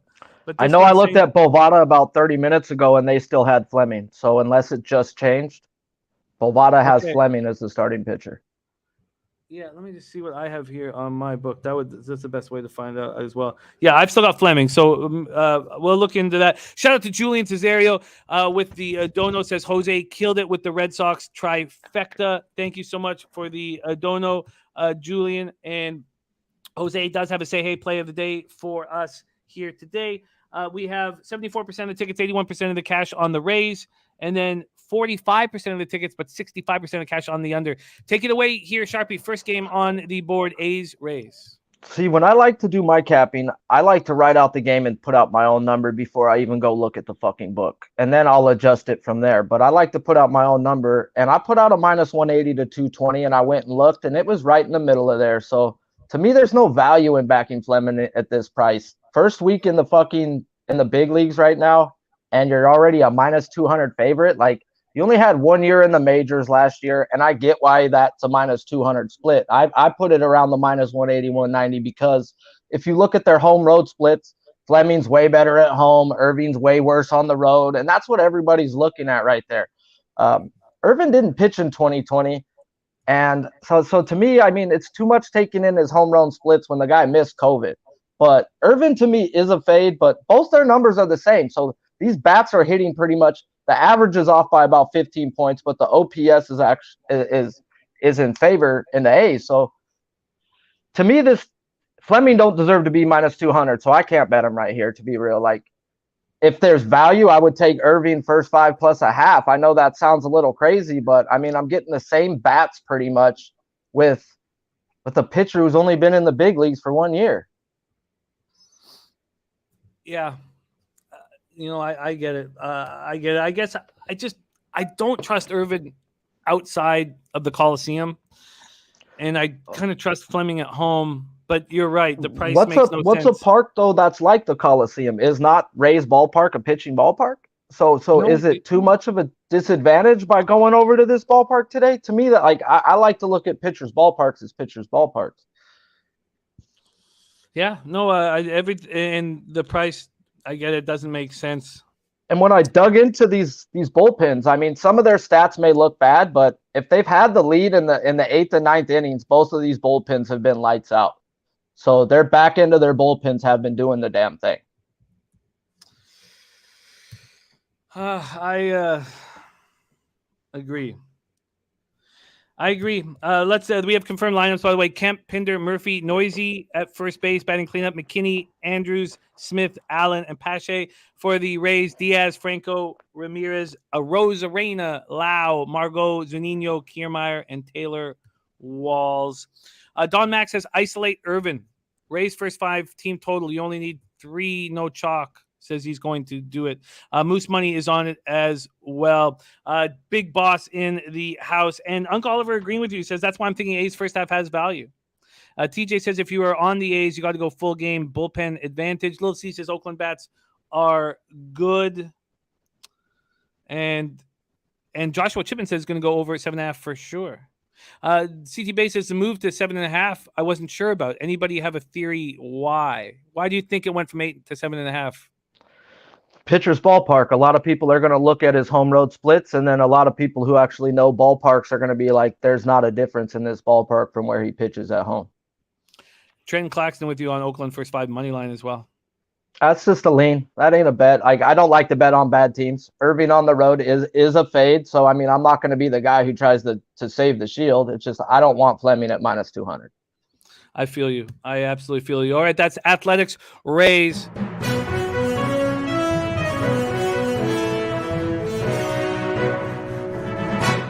Your next guest was not invited to Pubapalooza in San Antonio, but he came anyway. And it didn't help the trip at all. And now he's here to better give us a fucking winner after what he did to our trip. Please welcome back to the show the Omicron variant. Jimmy! Guess who's back? Back again. Homie's back. Infection. Jimmy, you thought you could get rid of me? You try and replace me with a dictator? Even Vlad Putin? You can't get rid of me. I'm the Omicron.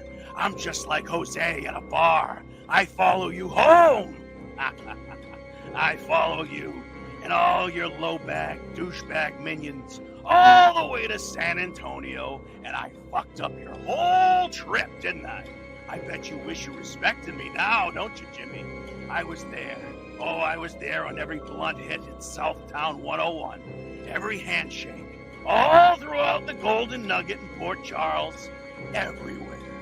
Yeah, I even turned Bobano into my own personal Canadian karaoke killer. Oh, he was my own slick-back super spreader. I gave him the old fake-out. That false negative routine works every time on you gullible Canadians. I followed you all home. I followed Dutch back to Las Vegas. I even went to C-Mac's stinky shithole one-bedroom on the outskirts of Vegas that he shares with that Stephanie. I followed Bobano back to Hamilton, Ontario, and I'm still the most exciting thing that's ever happened to Hamilton, Ontario. I even infected the head of your company, Jeff Slaughter, from the most important at Pub Sports all the way down the ladder till you get to Jose. I even got him.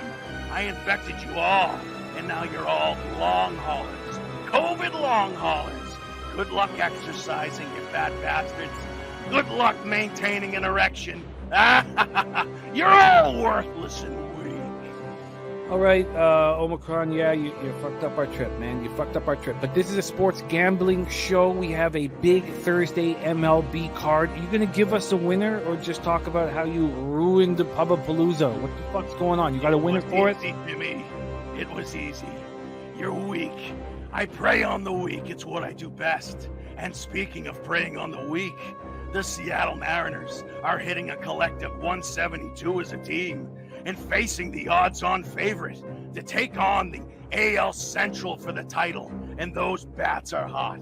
6th overall in slugging and runs scored, top 10 OPS. I know you're not impressed with Jimmy Lambert, perhaps, but you can count on that White Sox bullpen to get involved early and often, and their collective 2.52 ERA will do the trick while surrendering the fewest home runs in the bigs. We're rolling with the White Sox at home. Can you believe this opened at plus money? Oh, the line value, Jimmy. They're $1.50 better than this shit team any day of the week. We are rolling with the White Sox. Why, Jimmy? Oh, because when you don't wash your hands, there's no fans in the stands, and I ruin your plans. Sing it. I'm here for that, man. I'm the Omicron. I'm the... Say it, Jimmy. Sing it. The only one. Look, this better be a fucking winner, Omicron, after what you did to us in San Antonio. You better put money in our fucking pockets. You better put money in our fucking pockets. You Omicron. better just respect me, Jimmy. Mask up, bitch, because Omicron's going to be around a long time. All right. And they don't wash their hands. There's no fans in the stands. All right, I'm just going to pull him off. There he is, the Omicron variant on the Chicago White Sox. The White Sox opened up that plus money. Now they are a favorite. Omicron on the Chicago White Sox. Late money is coming in now back on the Mariners. PointsBet has moved the Mariners to minus 120. You have DraftKings also using the Mariners at minus 120. Clearly some fear on Jimmy Lambert here. This total opened up at 9.5 and is at 9. The weather is ludicrous in Chicago today. I mean, the wind is just absolutely nuts. 28.4 miles per hour. Sideways, but towards the left field pole, goes up to 29.6 by the end of the game. I mean, this is very tricky to figure out. Seattle Mariners 2-4 on the road. All 6 games have been played on the road at the White Sox, who are 2-0 at home, 4-1 on the season. Guaranteed rate field in Chicago, Illinois. Logan Gilbert, 5 innings, 3 hits, 1 earned run, solo shot, 1 walk, 7 Ks, and a 4-3 win at Minnesota. Wine Time Sports says, give me Seattle. The Wine Time Sports going heads up with Omicron. Don Max says Gilbert could go out there and shut down. He looked good. And Jimmy Lambert on the other side, in 2021, he threw 13 innings. He got touched, 3 homers, 9 earned runs, 16 hits, 6 walks, 10 Ks. Neither team's hitting righties this year. Mariners 190, 597 OPS, White Sox 224, 636 OPS, and both bullpens have looked very good. Mariners bullpen 3.60 ERA, 0.95 WHIP. White Sox bullpen 2.78 ERA, 1.28 WHIP. We go over to the cash here. We have 55% of the tickets and 75% of the cash on the Mariners. Then we have 36% of tickets, 82% of cash on the under. Can't wait to hear this breakdown, Sharpie. Take it away, Mariners, White Sox. Yeah, lean on this game is Mariners first 5. Gilbert, he's the number 1 overall pick in 2018, guys. The number 1 overall pick, guys. They expect this guy to be big things. He blew through his only season in the minors before he got brought up last year, and he had a 4.56 ERA. Not bad, but not good in your first year. Okay. The thing with Gilbert, he had a 3.75 day ERA and a 5.75 night ERA. Where's this game being played at? It's being played in the day, guys. Gilbert likes day games. So that to me is a Gilbert look. Lambert does not fucking belong in the major leagues, guys. I don't know why you would want to back Lambert with your money. He didn't pitch in 2020 due to COVID, and he only pitched 6 innings the year before. The year after. So the guy really hasn't pitched in 2 years. He has a 4.75 ERA before those 2 years in the minors. So this guy wasn't good in the minors, hasn't pitched much in the last 2 years, and I don't understand why he's being thrown out there, and I don't understand why I'd put my money on him. Technically, Seattle ain't hitting worth a fucking lick, and that's why I ain't putting my money on him right now, guys. Seattle hasn't hit shit. Yes, they're hitting better versus righties than lefties, but they're still not hitting over a 200 average with an OPS below 620. I don't want to put my money on that, guys. So Seattle pin, in my eyes, is the better pin. I know the White Sox numbers look good and all that, but if you look deeper into it, Hendricks now in 2 games has given up runs in both those games. Their closer, their elite closer, has not been fucking elite this year. So he needs to turn something around, and he needs to turn it around quick in my eyes. So my lean is Mariners first 5, but they do have the better bullpen in my eyes right now. When you look at this wind, which is some of the wildest wind that I've seen in years for a game that goes off, what do you now it's slightly out to the left field pole. Deacon Mike says, wind slightly blowing out left at 25 miles per hour. He says, if I had any balls left, I'd bet that over 2.5 home runs. Do you agree with this total going from 9.5 to 9?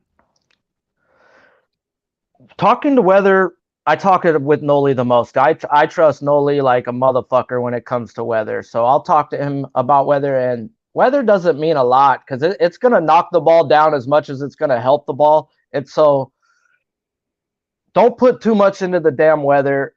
I mean, do your capping, and if you like the over, take the over. If you like the under, take the under. The ball's going to help the pitcher and the batter depending on it. So don't put too much into it. All right. Let's say we have the lineups up here confirmed for Seattle. Frazier, France, Winker, Haniger, Crawford, Suarez, Kelenic, Rodriguez, and Raleigh. We have for the White Sox, Anderson, Robert, Abreu, Sheets, Vaughn, Garcia, McGuire, Engel, and Berger. And so a weaker lineup for the White Sox. It does with Lurie, Garcia, McGuire, Engel, Berger is not your strongest back four. Maybe that was part of it. That the White Sox lineup came out and money started moving on the Mariners. My guy Trey with the dono. Good looking, my guy.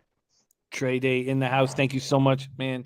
Much respect. Trey Day in the house. Billy Friedrich says Jimenez out of the lineup, fouled a ball off his ankle yesterday. And Billy Friedrich says Moncana still injured as well. When I look at both of their hitting stats versus right-handed pitchers, I mean, the White Sox aren't too much fucking better versus righties than these Seattle's been. I mean, the Sox have been crushing lefties this year, so if you look at their team numbers, but if you do their splits, they're not too much better than these Seattle Mariners versus righties. So I could see money coming in on that under. And then they seen the lineups. That's why it went down. They seen the lineup. The Omicron variant on the Chicago White Sox, full game and locked in there. Anything for you officially here? No, sir. I believe in the next game I got something, though. Let's move to it. It's an exciting one. And Billy Friedrich does say 100-mile-per-hour exit velocity for their hitters has been off the charts early on. We move on to 5:14 p.m. Eastern. St. Louis Cardinals 3-1, 0-0 on the road. Their first road game of the year at Milwaukee Brewers. And this is Milwaukee's home opener, American Family Field in Milwaukee, Wisconsin. Wainwright going up against Woodruff. Wainwright, 6 innings, 5 hits, no runs, no walks, 6 Ks, and a 9-0 win at home over the Pirates. Woodruff, 3 2/3, 6 hits, 7 earned runs, 3 walks, 2 Ks, and a 9-0 loss at the Cubs. Let's take a look at what we are dealing with here from a market perspective. We have the Brewers opening up at -150. They're now down to -140. This total opened up at 8, and we have our first 8.5 on the board. It is at plus money. Joshua Chipman says Ruff looks terrible. Mally Mal says Cards first 5. Billy Friedrich says I can't trust Brewers until further notice, but Ron Crawford can. MLB spreadsheet play of the day is Milwaukee -134. We've seen Wainwright look so good at home over the last little while. The only times he doesn't look so good is on the road. The 6'7", 40-year-old seems to struggle a bit when he leaves the confines of his home ballpark. Cubs versus righties, 245, 765 OPS. They've looked good. The Brewers aren't hitting against righties so far this year, 218, 669 OPS. Both bullpens have looked very good, especially the Cards bullpen, 1.86 ERA, 1.09 whip. CT Bays says Cards at plus 124. I simply have to take at that price.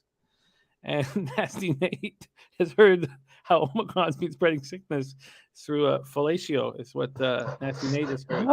Yeah, Nate. Let's take a quick look at the cash flow here. 15,169 tickets in, 74% of the tickets, 91% of the cash on the Cards. Wow. I'm going to pull up what Pinnacle's done with the market movement, but here with these legal American books, you've seen a slight move to the Cardinals, but all the money is on the Cardinals. Interesting. And then 66% of tickets on the under and 94% of cash on the under. And we've seen the juice move towards the over. So mixed messages here. Can't wait to hear your breakdown. Take it away, Sharpie. Cards, Brewers. All right. Well, I'm on the Cardinals first 5 plus a half minus 120. I bet it last night. I tagged you in it just so I get it out there. I put it out at like 10:42 last night, my time. But let's get into it. Why, guys? Wainwright, like you were saying, we love to bet him at home. But his home ERA last year was a 2.74. His road was a 3.58. 3.58, guys, is still fucking good. Like, don't think that's bad. But then let's get into it, guys. His night ERA was a 2.9, and his day was a 3.4. So I'm getting Wainwright at night. Okay, so he's a little worse on the road, but I'm getting him at night. That's fine. Let's get into it a little more. And 5 starts versus the Brewers last year, he went 2-1 with 4 out of 5 of those games. He only gave up 2 runs or less. So 4 out of 5 games, 2 runs or less versus a Brewers team that's hitting 208, 648 OPS right now versus righties. They ain't seeing the fucking ball. St. Louis, on the other hand, they're batting 245, 765 OPS. So technically, in my eyes, I'm going to get the better pitcher. I'm going to get the better bats in the first 5, and I'm going to get a half a run at that. Like, this don't make sense to me. So Woodruff, he didn't go more than 4 last time out. He had a 3.27 ERA and a 2.96 FIP last year. So that should come back to regression and normal. I get that. Last year, he had a home 2.31, away 2.79, day 2.2, night 2.8. So technically, he's better at home, and he's pretty much good at day or night. There's not much of a difference there. The difference with fucking Woodruff comes pre-All-Star, post-All-Star. Pre-All-Star, he had a 2.06 ERA. Post-All-Star, he had a 3.41 ERA.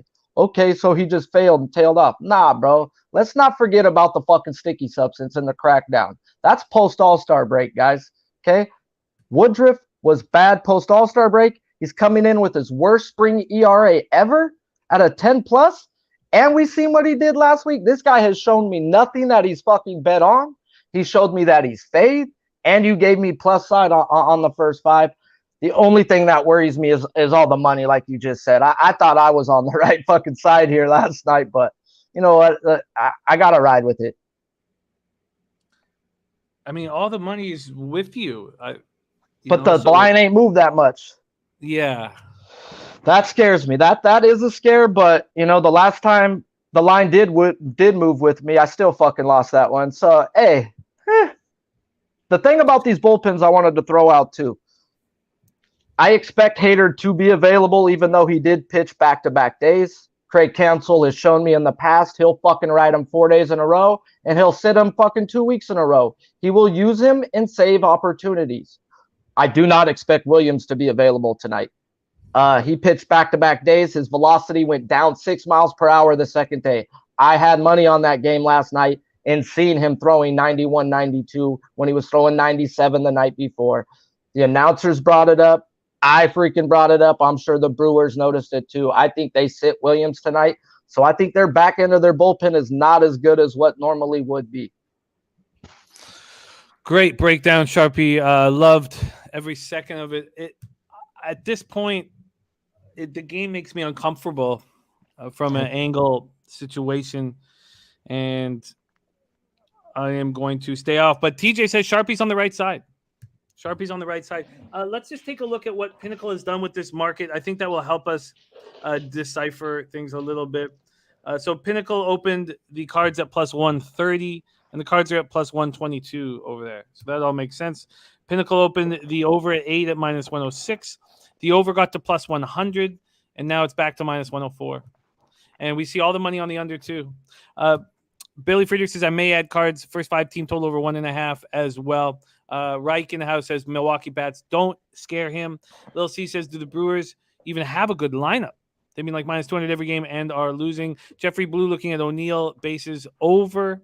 All right, let's move on. That is Sharpie's first action here on today's show. Official St. Louis first 5 plus half minus 120. He tweeted it out last night. I'll retweet it after the show. And don't forget, Sharpie breaks down all these games on Prize Picks, MLB Prize Picks. And on those, he's looking really at the player prop market. I mean, he caps the entire game, but don't forget, I tap the entire game in a player analysis breakdown, dude. I break down all the pitchers and the players, guys. I'm not touching sides. I'm not touching totals. I'm just giving you my analysis on those players, and I'm pretty fucking spot on these pitchers. I mean, I'm winning at a 70% this year on my sides and totals, so let's keep that going. Let's keep it rolling, Sharpie. Next up for us, 6:35 p.m. Eastern, and this game is very interesting. Very interesting. Washington Nationals 3-4, 2-1 on the road at Pittsburgh Pirates, 2-3, 1-1 at home. We're at PNC Park in Pittsburgh, Pennsylvania. And what are we going to get out of Johan Adun? I have looked into him. I went down the rabbit hole on Johan, and a lot of you will remember that 9 strikeout performance at the end of last season. I think it was game 162 at the end of last season. He did not have a great start. 4 1/3, 4 hits, 4 runs, 1 homer, 4 walks, 3 Ks, and a 5-0 loss at home versus the Mets. Speaking of not having a great start, JT Brubaker, who was the opening day pitcher for these Buccos, 3 innings, 4 hits, 4 runs, 1 homer, 3 walks, 2 Ks, and a 9-0 loss at the Cards. Neither team's hitting righties. Nats versus righties, 210, 590 OPS. Pirates, 240, 643 OPS. Let's start with Pinnacle's market movement here in this game. I find that will help me the most as long as it's being updated, and it certainly is being updated at this point. No movement on the side. Washington opening up at Pinnacle at plus 111. That was yesterday at 5:36 p.m., and there's been almost no movement. I mean, we're now at plus 113. When we go over to the totals, this opened heavily juiced to the over at minus 118, and now it's all the way down to even money. Even money on the over. The under is juiced at minus 112. So let's take a look at the weather here in Pittsburgh. We have 59 Fahrenheit at first pitch, and it's blowing out to left a strong 13.8 miles per hour, but it dies down by the end of the game. 1 hour in, it's at 12.4.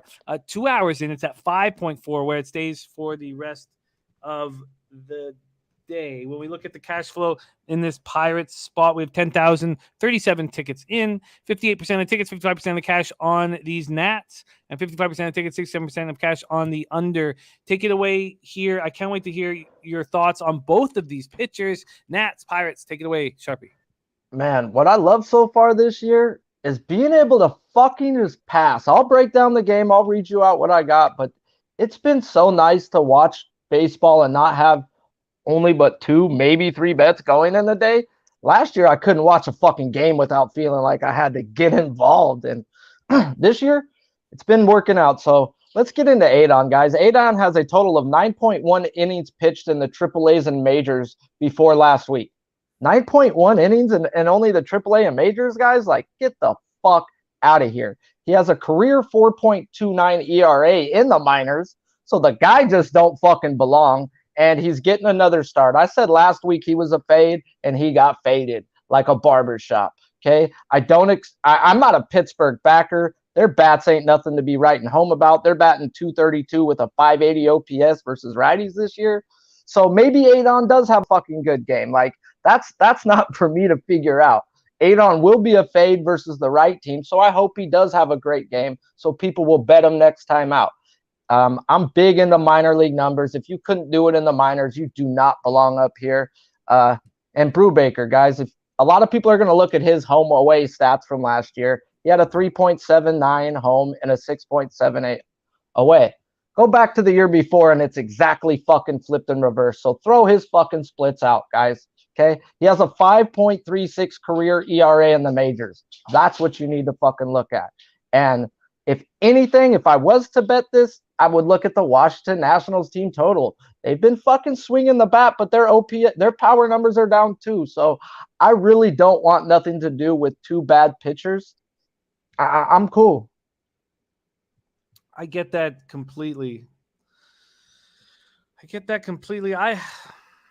God, I want you. You know, you bring up such an important point about Brubaker's splits. 2 years ago. Now that was the shortened season, so I had success backing Brubaker at home last year, and I want to go right back to the well. I want to go back to the well because when I look at the pitchers that have given me success at home, Merrill Kelly did it again for me yesterday, and I want to go back to Brubaker, but I completely agree that this lineup advantage is easily for the Washington Nationals. Nationals have a better lineup, but their numbers are the fucking exact same if you want to look at their numbers. Yeah. Versus right-handed pitching. So the names ain't been doing it. So let's just be real there. The numbers are the numbers. Roger that 215. What is happening? They won't last long. 42. I'm on the other side. I'm on the other side now, but thank you, Roger. That I would like to back the Pirates here, but you can't take them as a favorite. And that I wanted to bring up too. How many times man. was Pittsburgh a favorite last year, Jimmy? That was a weird thing. They won almost every fucking time they were a favorite last year. They're just not a team that gets put out as a favorite. No one wants to bet the Pirates as a favorite. They're one of the worst teams in baseball. They didn't hit their 59.5 win total last year. So just take that into advantage. When you see a crappy team as a favorite, there probably should be the favorite. This is making me want to back the Pirates more and more. We expect there to be a bullpen advantage with Pittsburgh over Washington. So probably want to move on the Pirates full game rather than first five, and I don't want to double up, but I am thinking about it. Brady says if you look at it like football, you're getting a perception line of -128, and you can get the better lineup at plus money. Seems like it's Nats or no bet for me. Yes, but I think Sharpie makes an excellent point that they're certainly the better lineup on paper, judging from career statistics, but they haven't been the better lineup so far this year. And Pirates have, they're hitting 240, 643 OPS versus righties so far, while the Nats are 210 and 590. Fat Wally says, can't back Johan. And Reaver looking at Pirates' first 5 full games. So am I at this point. Oh, that takes balls to bet a team like the Buccos, but I'm leaning that way. Okay, let's move on to 6:40 p.m. Eastern. Next up for us, Philadelphia Phillies 3-3. First road game of the year, and it is the home opener at Lone Depot Park in Miami, Florida, for these Miami Marlins. Very interesting pitching matchup. Kyle Gibson versus Sandy Alcantara. Kyle Gibson looked excellent. 7 innings, 2 hits, no earned runs, no walks, 10 Ks, and a 4-2 win at home versus the A's, while Alcantara, I always say, I forgot. I was pronouncing his name wrong for so long, and now Alcantara. That's right? Alcantara, 5 innings, 3 hits, 3 runs, 2 earned runs, 1 homer, 5 walks, 4 Ks, and 6-5 extra inning loss at the Giants. Let's see what Pinnacle has done with this game here. Oops, sorry. There we go. We have the Phillies open up a +102, no movement. In saying there's been no movement, there was a lot of movement this morning, I guess. So at 7:57 this morning, it was at +106 at Pinnacle. At 8:23 in the morning, it was -110.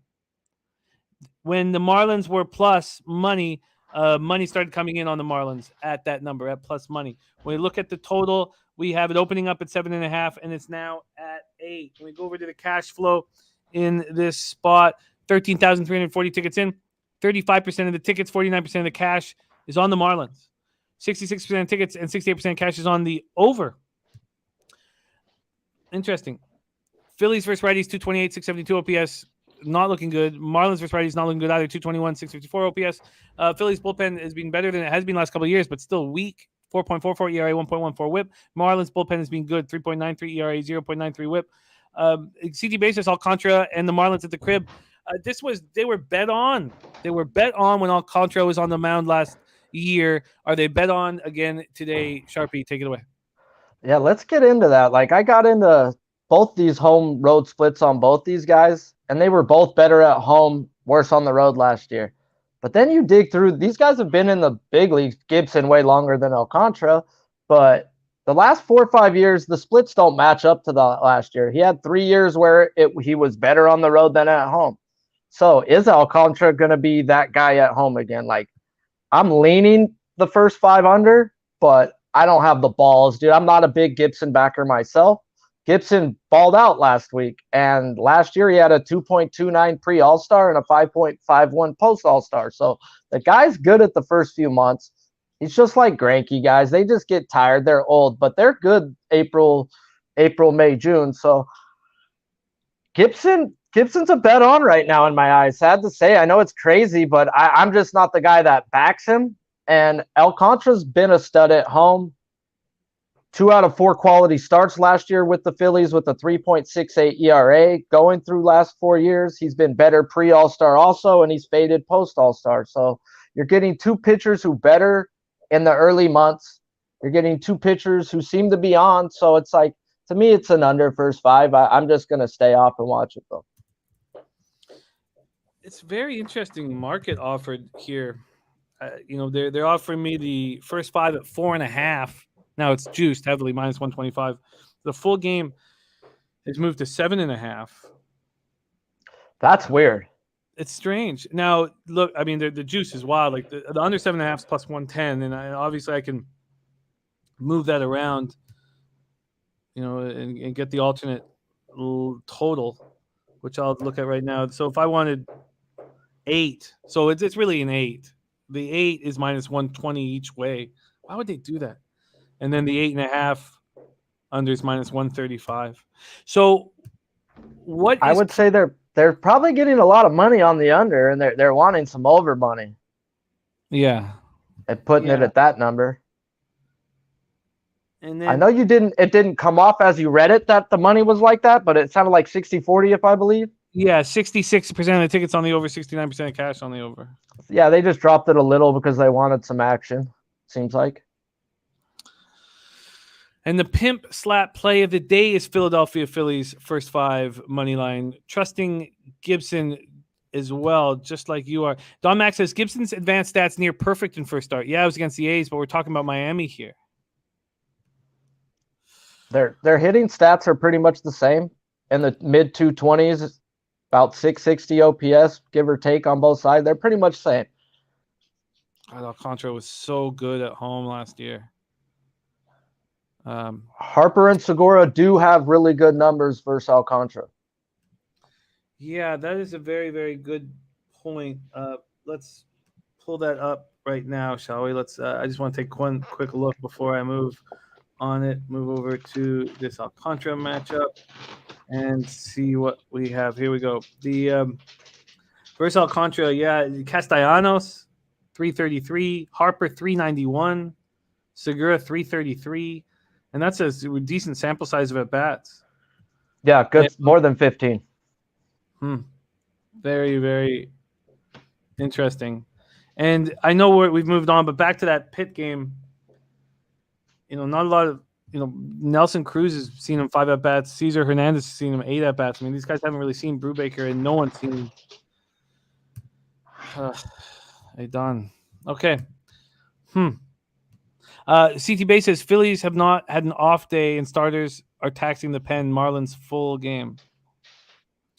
Razor Sharp Pick says how much of the public is betting these Phillies? That was a good thing by CT Bays right there. The Phillies haven't had an off day. How many teams can say that? I mean, if they're playing fucking 7 straight days, dude, they it's got to be taxing. Yeah. You're absolutely right. It's an important point. 33% of the tickets, Razor, are on Miami and 48% of the cash. And we have a really good sample size, 13,530 tickets in. So the bigger bets are coming in on the Marlins and the public is on the Phillies. Under. Yeah. I'm leaning towards the Marlins and the... Well, let's talk about the Phillies, too, real quick. They are one of the worst defensive fucking teams in baseball. They sacrificed offense for defense, and do expect a lot of errors. It's going to be a lot of people are playing out of position on this team. Yeah, they're absolutely their fielding's weak, and it has been for a few years now. And TJ saying Segura took one off the hand yesterday, might be out. Wow. Great stuff from Sharpie and from our chat. All right, we move on to 7:05 p.m. Eastern. The Toronto Blue Jays 4-2, 2-1 on the road at the New York Yankees 3-3. All 6 games have been played in the Bronx, New York. And for this game, we are being joined by the star of Say Hey Plays. We do have light rain and drizzle to start the game. I'm wondering how that's going to affect it. 13.5 miles per hour out to right field. It goes down to 11.9 and back to 12.1. This is a Say Hey Play spot. So welcome to the show. Both of our stars of our baseball shows have started off with extremely successful records, and it's a great way to start the year, to build confidence right off the top. Sharpie rolling, and our next guest, the producer of the show, Jose Bouquet rolling. Please welcome to the show, Jose Bouquet. Jose, how are you? Hello, gentlemen. I'm doing all right. Sharpie, it's nice to see you. I love your show as well. Shout out to Big Show, who produces that show, does a great job. My guy. Appreciate him. Yeah, we're starting off strong. By the way, Jim, just want to make you feel better, perhaps. I'm on the Pirates already. I took them earlier. I took them first 5 minus a half. I got them at evens. Right now, it's plus 105. Brubaker, career ERA on the road is over a 6. Career ERA at home is a 4.8 or 4.48. Still not good per se, but he's not a good pitcher. So we'll start there. So I just want to take him on home, where I think that this Pirates lineup is a little more comfortable, obviously. So we'll start there. Secondly, I see a lot of people just using career stats here for Gilesman versus Severino. And Jimmy, I think this is a similar spot to what you said earlier in the show with Gogster. You said, I don't give a damn about these career numbers with goalies and such. This is the same kind of way. Both of these pitchers have not pitched against each team since 2018. So I think you can really just toss both of Gilesman's and Severino's stats. And if you look at them, Severino dominates these Blue Jays, but it's mainly Springer. And like I said, that was a long time ago. And the last time Severino pitched against the Blue Jays started, Jim, Billy McKinney was rolling right field for you guys, and Kevin Biggio was the star of that team. Shout out to Randall Grichuk, too, who got 2 hits that day. So we're not going to use any of those stats. You just throw those all away. On top of all that, Kevin Gilesman's a better pitcher than he was in 2018. 2020 and on has just been different. Is that a Giants thing? Maybe, who knows? But the Blue Jays do have a good pitching coach as well, allegedly, who, when he's not drunk driving, he is coaching good pitching staff. Shout out to Pete Jose Walker. Barrios. Yeah, we love Pete Walker up here. Well, yeah, obviously. I mean, if you get the drunk driving charge, you stay on the team. That's love right there. But I looked at the past results between these teams, and like I said, the 2019 was the last time you get an 8-3 win for the Yankees, and they were minus 300 favorites with Severino and Wilmer Font on the mound for the Blue Jays. There's no way in hell I'm taking Severino off of TJ. I understand he had a good start against the Red Sox, 3 innings pitched, 2 earned runs, 5 hits, 5 Ks, but I think it was the Red Sox offense that started slow. Right now it's at plus 115. I actually got it at plus 108. So I'm getting the shittier line, but I took the Blue Jays money line. I think they just beat this team again. And Teoscar being out does worry me, left side discomfort. But I still think if we're going to get into a slug match with these offenses, I'll take the Blue Jays here. I'll take the Blue Jays. And one thing I will watch is Aaron Judge props. Aaron Judge does smash Gilesman, but that's, again, 2018 Gilesman on the Orioles. So we'll see how that goes. Very, very interesting breakdown. So you tweeted out already the pick? Yeah, I tweet them out as soon as I make them. Okay. I think I made this one like at 1 in the morning. No, actually, no. This was an early morning pick right before the show at 9:45. So if you follow me on Twitter, you'll see the picks. I probably put them out too much and I annoy people with them, but they're out there, so it's a good time. And I've learned in the young season that there's always a way to bet the game. So, for example, under game in Philadelphia, Miami last time you guys were talking about it. Both pitchers are going to go out there and shove, we think. I fucking can't stand betting full game totals right now. And first 5 totals have been dicey for me. So I just decided, let's just cut all of that out. I think both these pitchers are going to do well. Let's just do a no run in the first inning. Minus 120. That's what I put out earlier today.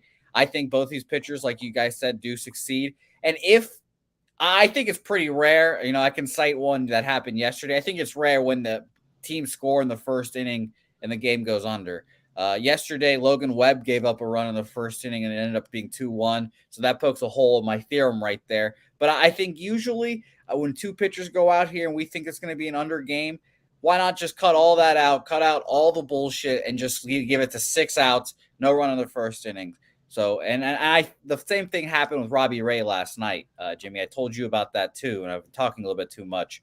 But I told you that I was going to bet on the White Sox somehow, but I don't want to bet on Dallas Keuchel.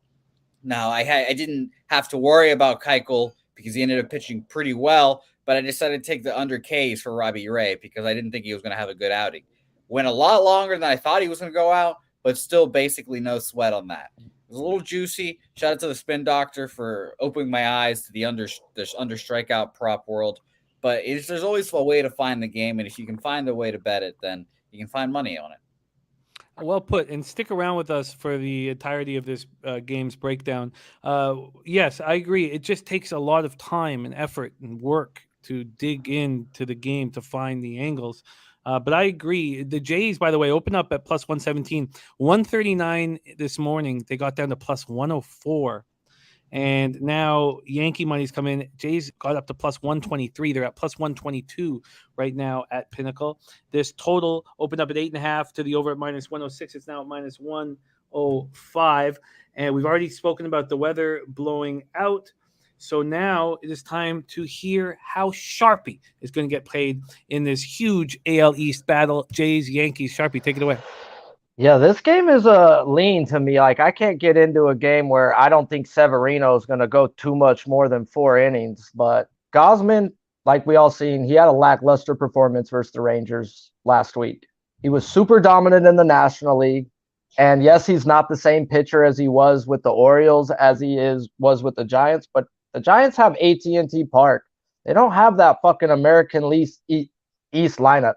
I almost thought of football. I called them the NL East. But no, this is the AL East, bro, where they fucking smash fucking baseballs. And I don't know where this guy's head's at, bro. Like, it's really easy pitching in San Francisco. You're expected to do something in Toronto. You're expected to be somebody. And he's shown not nothing nice to me in this division. So I've got to let this guy pitch and see if he's going to become that guy that he was in San Francisco, or if does this guy falter? Is his mind just not there? With Severino, guys, he hasn't fucking played in 2 fucking years, guys. He pitched 3 innings last week.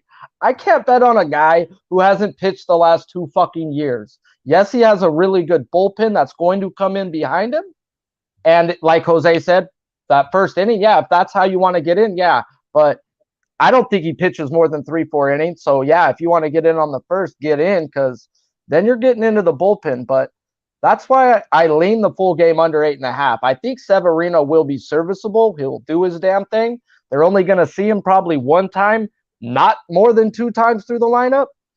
Then they're going to get into that bullpen. And if Gausman could do his thing, we know what that Toronto bullpens look like. So I lean full game under. Lean towards the full game under for Sharpie. Both bullpens have looked quite good. Especially the Yankees bullpen has looked lights out. 1.47 ERA, 0.88 WHIP to start. I think the Yankees bullpen's going to falter soon, by the way. They've been going back to back. They've been going, maybe I'm just a hater, obviously. I bet against the Yankees. I think every game but one so far, and that was the Kikuchi game, I bet against them in some form or fashion, and I think I'm so far 3-2 actually now. But I just, I don't believe in this team. I just don't believe it. I don't believe that they're just good enough, guys. I understand that the bullpen's been fantastic to start off, but I just think that's going to eventually start faltering soon. So, and I do think that Bo Bichette is due for a big game too. And honestly, Vladdy gets his finger stepped on, all that bullshit, has 3 home runs. I wouldn't be surprised if he had another big game tonight too, and had another home run or 2 tonight, because he's a machine. That's a small ballpark, and that's the big stage for Vladdy. So I honestly wouldn't be surprised if Vladdy has another big start tonight. Yes, I have the early season advantage in our war battle between Trout and Vladdy. Jose, who is your guest on the show today, and what is your record at right now? It's the ye old Bobano on tonight for Bobano Thursdays, I believe. Today's Thursday. But yes, Bobano on the show today. Is going to be a fun time, 5:30. Show record as of now is 30-16, thankfully. 22 units up, which is a nice pat on my back. And for those like my man Nasty Nate, who know I did bet the Blue Jays plus 800 live, made that official shout out to No Clean Sheets, and I gave that out. If you took that bet out, I'm 29-16 at 14 units up as well, which makes me feel even better. That's your record, Jose, and that's a great record. Please, that's a legit record. Good job. But the live you can't. We don't add lives into our record, Jose. Come on. Yeah, that's fine. I'll take it out. I debated taking it out a long time ago, too. But that's a good record without that live. Mad props. Exactly. I'm giving you props. I'm not shit talking you at all. No, absolutely, Sharpie. I appreciate it as well. Yeah. Did you give that out on the soccer show, the live one? Yeah, I was on the No Clean Sheets that we were talking about the show, whatnot. They asked me for a live bet. I told them that the Rangers were terrible and that the Blue Jays down 6-0 would at a plus 800 was just ridiculous. And that's something that I will continue to do going forward. But I gave it out live, thankfully. I don't like having it on my record too. It gives me a little bit too much confidence, but I do take it out sometimes, look at the record without it. And I do give myself a rub and tug to it. I won't lie. Did you tweet it out when you gave it out? Yeah, as well. Yes. If you tweet it out as official pick, I mean, if you're going to tweet out all your live picks as official, if you tweet it out, I said the same thing you did actually with your double up too in my tweet. I said I'm obviously going to bet this for a less amount, but for record keeping purposes, I'm going to keep it at a unit, which is nice. So shout out to Nasty Nate, which is what he's saying. Actually, I knew he was going to say that, and I looked down. Of course, it was a smaller bet, but I appreciate it. And then Jimmy told me everything record keeping is 1 unit. So that's what we do here. And that's what separates us from other channels is the honesty and transparency. And it's, it's important. Great start to the year. Jose and Babano will be on that show. That show pops off today at 5:30 p.m. Eastern. Say Hey Play today, plus 108 on the Blue Jays. And I have a real feeling that I'm never going to be able to bet the futures on the Jays. They just look too good, but we'll see how it goes. I'm hoping this first 30 games doesn't go as swimmingly as it's gone so far, but it sure has gone well for them. Much love, Jose. Thank you for joining us, and big show tonight, 5:30 p.m. Eastern. All right, we roll on. Sharpie and I have the Los Angeles Angels next up, 3-3, first road game of the year for the Angels against Texas Rangers, who've started off poorly, 1-4 and 0-2 at home. We're at Globe Life Field in Arlington, Texas. We have Shohei Ohtani, who opened the season going 4 2/3, 4 hits, 1 earned run, 1 walk, but 9 strikeouts and a 3-1 loss at home to the Astros. Going up against Dane Dunning, who looked good against the Jays. 5 innings, 5 hits, 3 earned runs, 1 homer, 2 walks, 4 Ks in that 4-3 loss at Toronto. Let's talk about this market move quickly. And I'd prefer, if this site is working, just to use Pinnacle's market moves. Angels opened up at minus 122 in the Ohtani effect, going 18-cent move at this point. 18 cents move to the Angels. They're now at minus 140. And when we go over to the totals, to 8, opening at a 9 and then dropping to 8.5. Opening up at 9, dropping to 8.5. And then we move over to the cash flow here in this Angels game. We have 12,937 tickets in. 24% of the tickets, 46% of the cash on the Rangers, while this market is moving towards the Angels, 65% of tickets and 92% of cash on the under. Sharpie, take it. Oh, and the the Angels bullpen's been terrible this year. We expect high expectations, 6.31 ERA, 1.21 whip, while the Rangers bullpen's been a little better, 4.13 ERA, 1.13 whip. Angels versus righties, 257, 43 OPS, while the Rangers are scuffling, 214, 622. Take it away, Sharpie. Angels, Rangers. Man, let's get into this game because I got a bet in this, and I'll get to it and why. I know a lot of people are going to look at the splits. Ohtani was way better at home last year with a 1.95. He had a 5+ on the road. He was way better in day games with a 1.7 and a 3.46 at night. Dunning, 3.09 at home, road 6.39. He's only played 2 years in the big leagues with 32 innings in 2020 and 120 innings last year. So his home road splits pretty much match up. He's way, way better at home, guys. So that's why I could see an under type in this game. At first, I was okay. I got into those and I was like, okay, this may be an under first 5 because I don't trust those numbers with Ohtani. Ohtani is taking his time in the big leagues. He just came in a few years ago and he's gotten better and better and better. And the numbers that I was seeing in his box scores in the spring, his whip was down. There was the numbers that I wanted to see. Those what fucking matter. He's showing that he's controlling the ball a lot more. So I'm looking at Ohtani as a play on here, guys. And Dane Dunning last year, he was 1-2 versus the Angels with a 7.71 ERA, and he never went more than 5 innings in 3 games. So yes, I understand that he held the Blue Jays down last week. The Blue Jays haven't been hitting right-handed pitching. Huh? Let's get into that. The Angels, though, on the other hand, have been crushing right-handed pitching. 250 average with a 740 OPS. Texas is not hitting right-handers. 214 average with a 621 OPS. You're going to give me one of the more dominant right-handers in the American League versus a team who already sees this guy well. I'm going to take the Angels first 5 minus a half run at minus 105. So give me some Ohtani, please. And I was not one of the people who thought the Angels bullpen was going to be good. I had to wait and see. I saw the Phillies spend a bunch of money on fucking arms last year and it not work out. I've seen teams spend money and it not work out. Just because you got names in the bullpen don't mean shit. They've still got to go out and do their damn job. So that's just the Angels just can't fucking ever have a bullpen, it seems. And I remember you saying that. Bang. Oh, by the way, we can get you a plus 102 right now at Bookmaker. Thank you for that, Billy.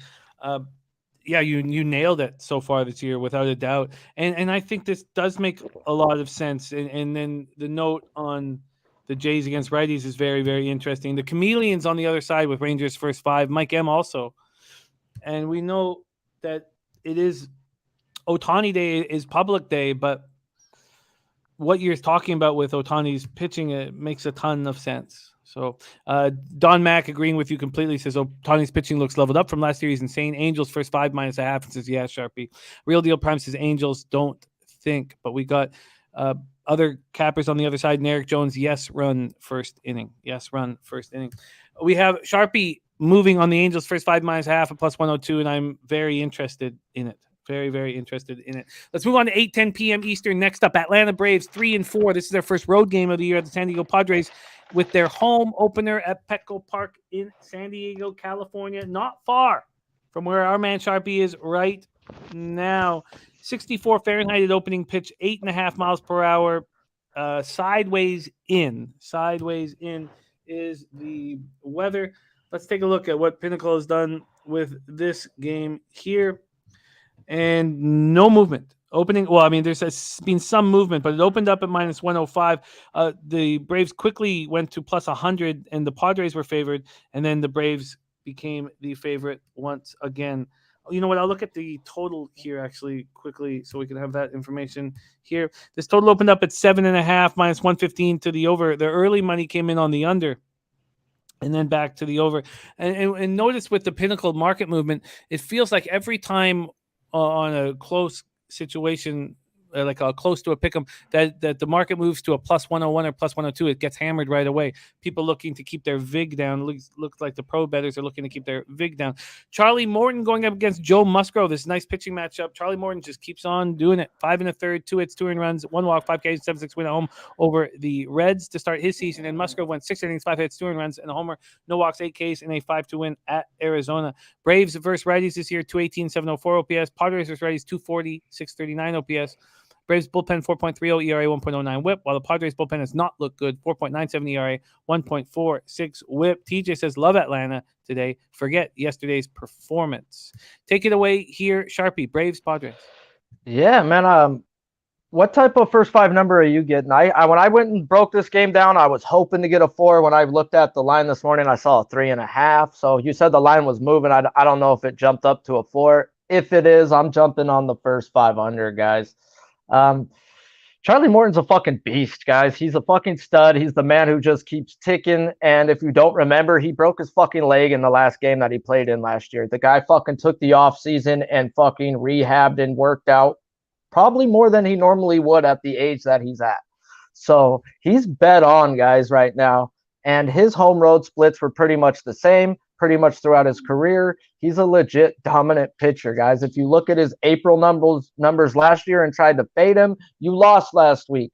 Look at his career numbers. He's been dominant in April before. So I don't take splits like that with a guy who's been in the league this long. Musgrove, guys, he's been a beast too for the Padres. He only went 75 pitches last time out, so he will not top the 90 mark. So that still gets you that 5 innings that you need as a pitcher. Atlanta and San Diego, guys, really aren't hitting the ball well. San Diego has a better average, but worse OPS. So, and to me, you're getting pitchers where they haven't seen these batters more than 15 at-bats, advantage 2 pitchers. We're in San Diego. It's not hot. It's going to be it was cold as fuck last night, guys. It's going to be chilly out here again tonight. And this just seems like an under-pitched, good-pitched baseball game to me. Yeah, I like it. And the first 5 at 4 is minus 125 at Pinnacle. Billy found it at minus 123 at Bookmaker. And I'll take it at minus 123. Yeah. I'm gonna bet it at 3.5, but yeah, I'll take it for the show at minus 123. I get it. And the 3.5 for me is at plus 100. And that would be probably what I have to do too. Sharpie on the first 5 under 4 at minus 123. And Franco White looking at the first 3 innings under 2.5. Very, very, very good breakdown, and that makes a ton of sense. Don Max says that 3.5 is sharp. He can't bet it. Franco White looking at no run first inning. So is Moose Money looking at no run first inning. Moose Money, by the way, saying Braves could be a fade all year with higher K to 9 pitchers. Braves whiff rate very high right now. Very high right now. And TJ saying that he's been right in step with your breakdowns thus far on this card. And that always helps to build confidence early in the year when things are tricky. Sharpie in at first 5 under 4 at minus 123, and I like it. And my big right now, my average line is minus 108, and a couple of the lines I played today aren't bad. So I mean, minus 123 don't bother me. Minus 130 don't bother me actually. So it's like, I'll get it down. Oh, there's no concern there. And you know, when I watched Twadi Latte and Antel beat MLB for the first 3 years that I was working, their average line was much higher than that. My average line right now is minus 112. So yeah, baseball's, it's tough. If you can get the better books, like I wish I was just only using Pinnacle to keep my vig down. But Sharpie in first 5 under 4 minus 123, and I'm very interested in it. Very, very, very interested in it. And that, by the way, that first 3 under 2.5 is at minus 122. Eric Jones also liking no run first inning and Atlanta money line. All right, and this Padres squad, only home runs are Profar, Alfaro, and Nola so far. And Don Max saying the offshores are giving me minus 140 for under 4. I would imagine that's going to be what I'm getting as well. Yeah, I'm gonna have to bet on the offshores, and I'm gonna take it at 3.5. Realistically, it's sharp as fuck, and it should be 3.5. You know, when you got 2 aces on the mound, and I consider both these guys premier frontline pitchers, it should be a 3.5. I would have to build a Oh, I couldn't even build it for. Yeah, they're not offering me a 4. They're okay. I like it. I'm very interested in it, and I want to be in. Let's move on to the next spot on the board. Man, I can't wait to watch this pitching matchup. 8:10 p.m. Eastern. Detroit Tigers 2-4, 0-0 on the road at Kansas City Royals 2-3, 2-2 at home at Kauffman Stadium in Kansas City, Missouri. This is the Tigers' first road game of the year. And let's take a look at the weather first and foremost. We have 60 Fahrenheit, and it's blowing out west-southwest, which out to right field, 14.4 miles per hour. But it dies down really quickly, which is extremely important. It goes down 8.2 miles per hour within the first hour. So don't get too caught up with that early 14.4 because it's going to be around 6.2 to 5.6 for the main chunk of the game. So keep an eye or make sure that is part of your capping there. Casey Mize and Zach Greinke, we made a lot of money on Casey Mize last year, and he seemed to rise to the occasion. His first start wasn't very good, and that doesn't concern me. By the way, Mike M has Detroit first 5 in full game on his card today, and Moose money on Tigers first 5 minus a half at plus 135 adjusted line. Cash action bets looking at the Detroit Kansas City under. Casey Mize 5 innings, 7 hits, 4 earned runs, 1 homer, no walks, 2 Ks, and a 5-2 loss home to the White Sox. While Greinke looked very good, and we backed them full game in that opener. 5 2/3, 5 hits, 1 earned run, 1 walk, 1 K, and a 3-1 win at home versus the Indians. And neither team is hitting righties at all. Tigers 188, 621 OPS. Royals versus righties 211, 586 OPS. Tigers bullpen's been much better than Royals bullpen. Royals bullpen is open as the worst in the league. 6.94 ERA, 1.76 WHIP, while the Tigers bullpen 3.81 ERA, 1.31 WHIP. Let's take a look at the line movement here at Pinnacle. Been very little movement. Tigers opened up at plus 114. They're now at plus 113, and very little movement on the over or the total. The total opened up 8.5 minus 110. It's now 8.5 minus 107. So we can imagine that it'll be pretty even betting wise. And it is sort of 40% of the tickets on the Tigers, 54% of the cash. And then 59% of tickets on the over and 87% of the cash. Interesting that is not moving when the cash is on the over. Take it away here, Sharpie, Tigers, Royals. Man, you made a little quick point that I had to write down. You brought up the Detroit bullpen stats and numbers. That's a lot of their middle relief, too, because 3 of their pitchers ain't going past 75 pitches in the month of April. So these guys are seeing a lot of the bulk innings, and they're fucking handling it. So just take that into mind. With AJ Hinch, guys, he's not letting Mize, Skubal, or even Manning go past the 75 pitch mark in the month of April. He said it before the season even started. He said come May he was going to release them. So until then, you could only be looking at first 5s. But like I said, Detroit's bullpen hasn't been too damn shabby. So Detroit full game isn't a bad look either. But to me, my biggest lean, but I don't got the balls to bet on Greinke games, is the under first 5, guys. Like Mize, he's been electric, but I don't like to play him in the division. Even though last year he did have a good record, 2-1 in 6 appearances. But like I said, I just don't like to play them in the division. Both these teams are not hitting the ball, guys. Detroit's 188 average, 621 OPS. Royals are 218, 605 OPS versus righties. So neither of these guys are seeing the ball. Greinke, the old fucking GOAT, guys. His stats were split last year. He was really good on the road. Well, he got signed to his old team, the fucking Royals, who have the best pitcher's ballpark in the history of pitching ballpark at Kauffman Stadium. He had a pre-All-Star ERA of 3.5. To me, Greinke's bet on it, and he's bet on it at home. So especially versus a team that hasn't seen him, like these Detroit Tigers, they don't have a lot of at-bats versus him. So they're hitting at a weak, putrid 188 right now, and I would have to lean Greinke first 5 and the under first 5. Yeah, Greinke first 5 and under first 5. I get that. Billy Friedrich saying I like Casey here a lot. Mize doesn't get enough swing and misses, and the Detroit defense isn't stellar. And when you look at KC versus Mize, Salvador Perez eats him up. 15 at-bats, hitting 467 off him. Ryan O'Hearn in 8 at-bats, hitting 375 off him. Nicky Lopez in 12 at-bats, hitting 417 off of him. Benintendi 3 for 9 with a homer and 2 RBIs, 333 off of him. And then the 75 pitch mark, which sometimes gets in young pitchers' heads. They try to do a little too much. Very, very, very interesting. Do you consider Greinke bet on at this point? Yeah, when he's at home and in the beginning of the month, yes. Greinke's old, bro, but I expect him to be serviceable, if not good. I mean, he had a 3.5 ERA pre-All-Star. Like, that's legit. Like, that's a good ERA, and you pitched in a crazy-ass ballpark last year in the Astro Stadium. So he's comfortable at this ballpark. He's got a legit team behind him. I mean, they got a legit defensive squad. Greinke has no pressure on him. Mize has the pressure on him here. Mm-hmm. Mize had the bad game and needs to have a bounce back, knowing he only has 75 pitches.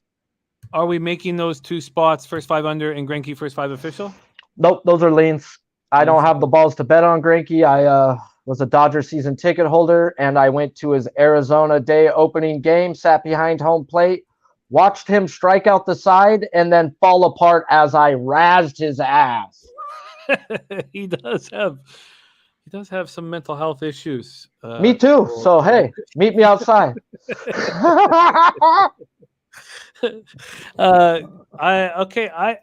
I find both of your looks or your leans interesting. Very interesting. So I'm going to take a little bit more time here, but I find them both interesting. But no time to hum and haw. Let's keep rolling here. Next up, Chicago Cubs at Colorado Rockies, and we not only reached the taint play today, but we reached the only bets I've made on the MLB card, and I am right with taint, but I doubled up first half full game on these Colorado Rockies, while taint is on the Rockies full game. Shout out to sweet taint.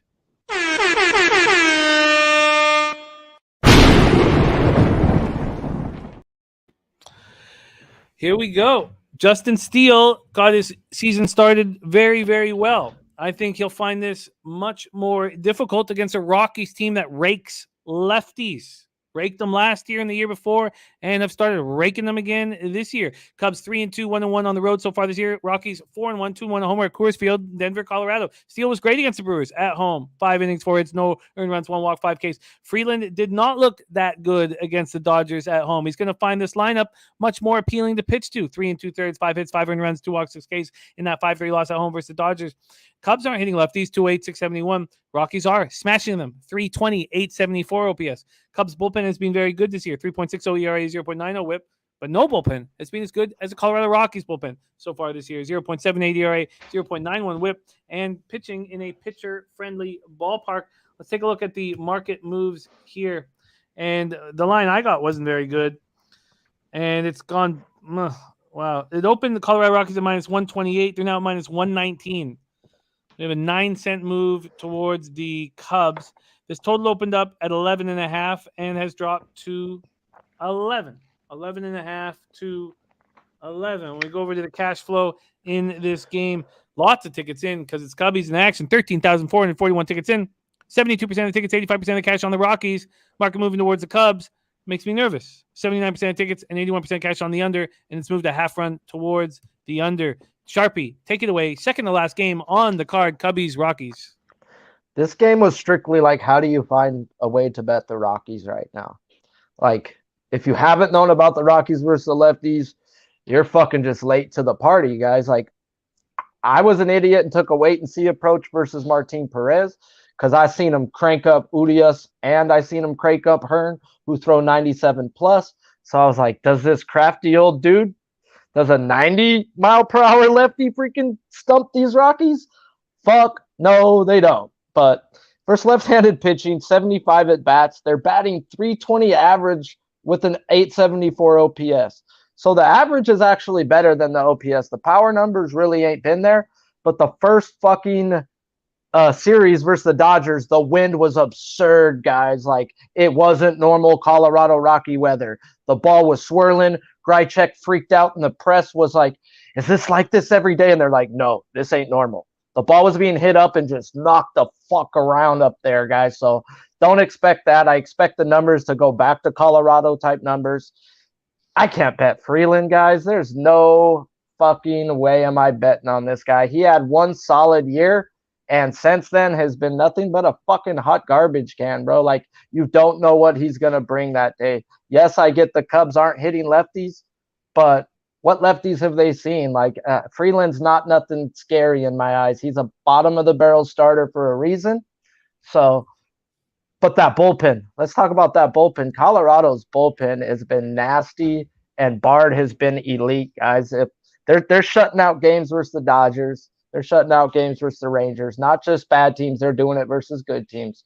So, Rockies, I might just live bet it. Kick back, wait and see. Their run total was 5.5. Like everybody else, dude. If you're betting 5.5, I don't think you're gonna make it in the long run. They have scored. They played 3 lefties this year, and they had 9 runs in Colorado the first time, 6 runs the next time, but they needed extra innings, and then 4 runs the next game. So one game was at Colorado, and you're getting a 5.5. So I get anybody betting the over, but that's just too high for me, especially when you're the home team and you could only have 8 at bats. Yeah, I agree. The wind's very interesting today as well.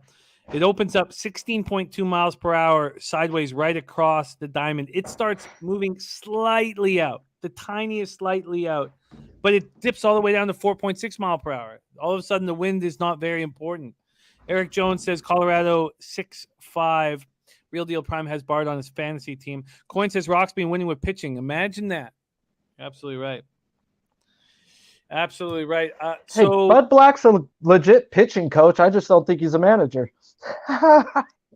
Yeah, we saw that.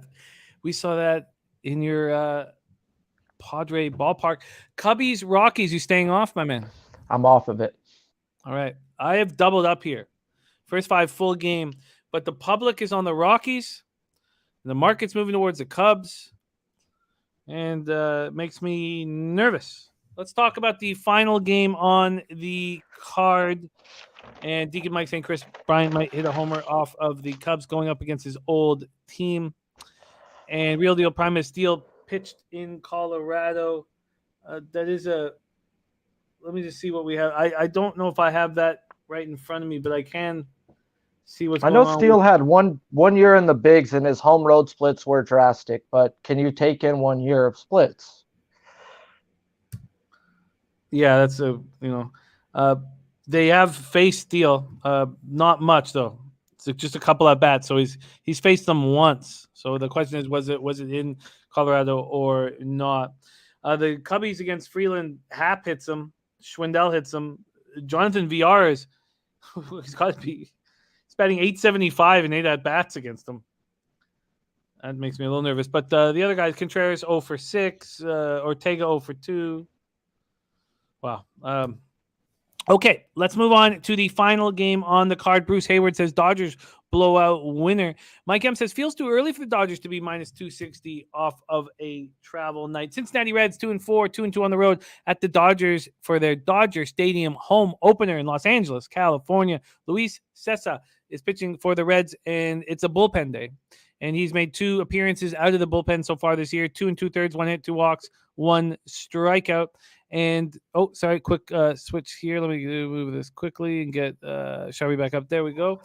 Sorry. And we have it's all good, my man. Walker Buehler, 5 innings, 4 hits, 2 earned runs, no homers, 2 walks, 5 Ks, and a 5-3 win at the Rockies. The Reds aren't hitting righties at all. 176, 541 OPS. The Dodgers are hitting an okay average, 255, but with no power, 736 OPS. Reds bullpen is being much, much better than last year's start. 3.95 ERA, 1.21 WHIP. Dodgers bullpen, 2.91 ERA, 0.88 WHIP. Let's take a look at the weather here in Los Angeles. 61 Fahrenheit at first pitch, 5.6 miles per hour out. Goes down to 3.4 and then to 3.7. So not much wind to worry about. Let's take a look at the market moves here. We have the Dodgers opening up at minus 233. They're now at minus 254, but they did go up to minus 268. They hit that high at 11:46 a.m., and then there was a 22-cent move towards the Reds at 11:50 a.m. When we look at the totals here, we have it opening up at 8.5 to juice to the over. It's still juice to the over. There has been a 2-cent move to the under. The under 8.5 is at plus 101, while the over is at minus 113. 14th. And then when we look at the cash flow here, we have just a little over 10,000 tickets in, 15% of the tickets on the Reds and 38% of the cash. Interesting. Big bets have come in on the Reds, then 35% of tickets on the under and 63% cash on that under. Take it away here. Sharpie, last game on the card, Reds Dodgers. Luis Cessa versus Walker Buehler. Buehler. But Cessa's only going to go 1 innings, guys. He's going to be an opener for San Martin. San Martin was the scheduled starter, and they're going to go with Cessa to open up. So Cessa is the old reliever for the New York Yankees. He should go out there and throw down 1 inning of solid work, guys, even versus that stacked Dodgers lineup. This guy pitched in the AL East and has seen stacked lineups before, and it's a smart move by the Reds, in my opinion.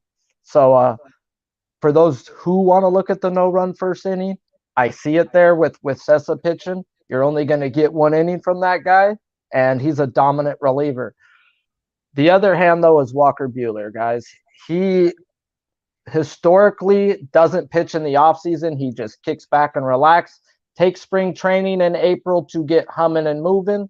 So I always just wait and kick back and don't bet him in April. I will not bet him in April. But shout out to our boy Ski. Last year he put us on something. The Dodgers are one of the most successful teams in the minus 200 range if you just bet them on the money line. I know that's an absurd fucking line to be betting, but if you bet the Dodgers in the minus 200 to 300 range the last 2 years, they've won at 83%. That's fucking enough to pay the juice. So sometimes you just gotta, if you're a parlay person, that might be a piece you want to look at. The Dodgers bullpen is elite, guys. It's been nasty. I like every freaking part of it. From they're ready to go, guys. Walker Buehler should go a solid 5-6 innings. The only issue is 3 weeks ago he did face them in spring, and they hit him 5 hits, 2 runs. Jonathan India was the one to get to him. That's why I'd be afraid of the no-run first inning. That motherfucker's leading it off. So the one who did get to him 3 weeks ago is the one leading it off. So that to me is a maybe stay off type. Or if you have the ball, Cincinnati scores first. But this to me is a kickback, wait and watch type game like I do with Walker Buehler in April. Until he's ramped up and ready to go, that's when I'm ready to bet him. Well put. And you had a hell of a breakdown in that Rays-A's game as well. 3-0 A's. It was a pretty lucky situation, but 3-0 A's to get rolling. I mean, I didn't bet it, but I mean, it's just, I can't bet a kid who's been in the big leagues for 1 year, has some crazy ass splits, and he's a 200 favorite. Like, come on. And we have the answer from Jose. Steele has never pitched in Coors Field. We have a question for you from LJ from H-Down Sharpie. Says he has a question. He says, if you have an elite pitcher starting and the line goes against him overnight, is it an indication to back the underdog?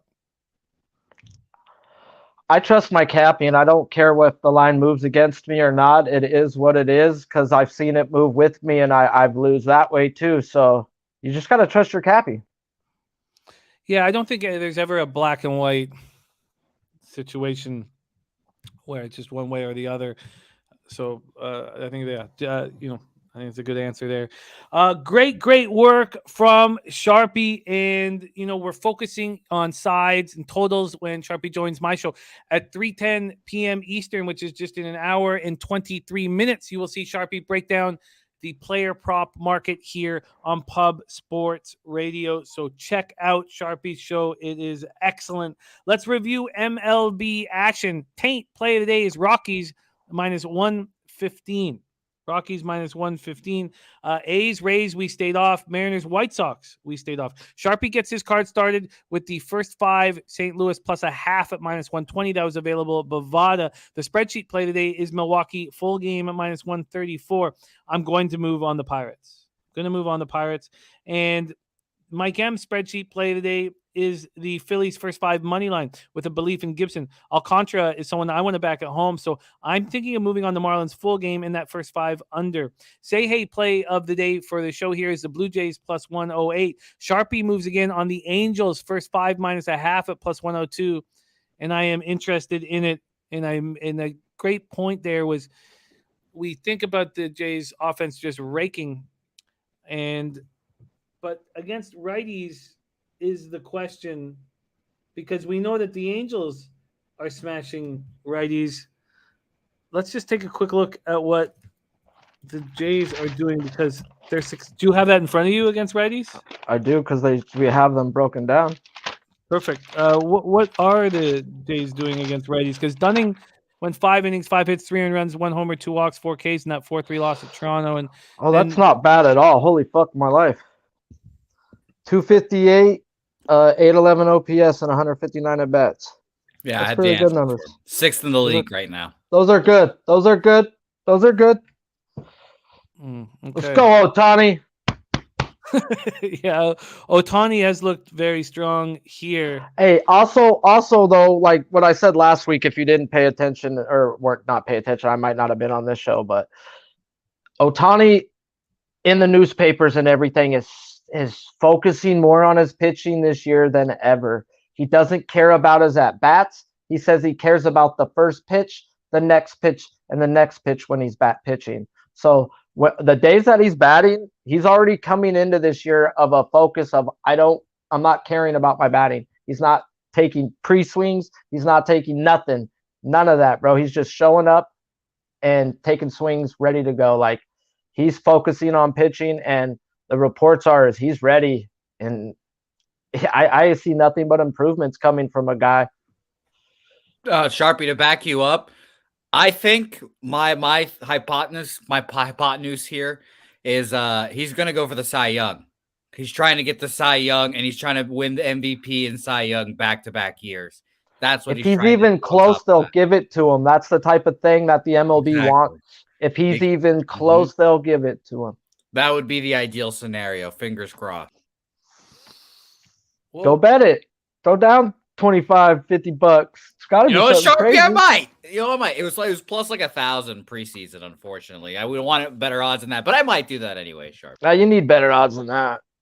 Yeah, that's the hometown favorite. Everybody probably betted. Do we expect the roof to be closed at Globe Life, or do we expect it to be open? Yes, he meant hypothesis. Rangers? I think he understands. I think he's just having fun. When I was watching the Colorado game, though, like that, does the roof open even? Has it mattered? We're in April. It's not 100 degrees. No, those are good points. I would like the roof to be closed though, but I still like the first 5 under 4.5. I think I move on that in the Angels Rangers spot. First 5 under 4.5. All right. Let's move on there. We have Sharpie's third spot on the board is the first 5 under 4 in the Braves Padres. We found that at minus 123.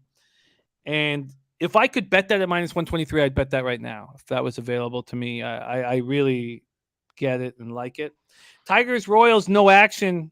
Cubbies, Rockies is a double up spot for me, and the Taint play today. I'm on first 5 in full game. And Reds, Dodgers, we have stayed off. Sharpie, I love the opportunity to cap with you. Crush your show at 3:10 p.m. Eastern. That's in an hour and a half, and it's a completely different breakdown than what Sharpie does here for us. So check it out. It's tight. It's sharp. And yes, Big Show does a great job producing. It's a great show. Great show. I will tweet that out too. And I'm sorry that I haven't done that more. Juan Ruiz says, what's the taint? The taint is the Rockies full game. And I'm doubled up on the Rockies first 5 and full game. But all the public and the money is on the Rockies, and the markets move towards the Cubs. And Steele's never pitched in Colorado, so there are some reasons not to say, let's just destroy this. But there you have it, Sharpie. Thank you for sharing your hard work with us. Follow Sharpie at Sharpie's Bets.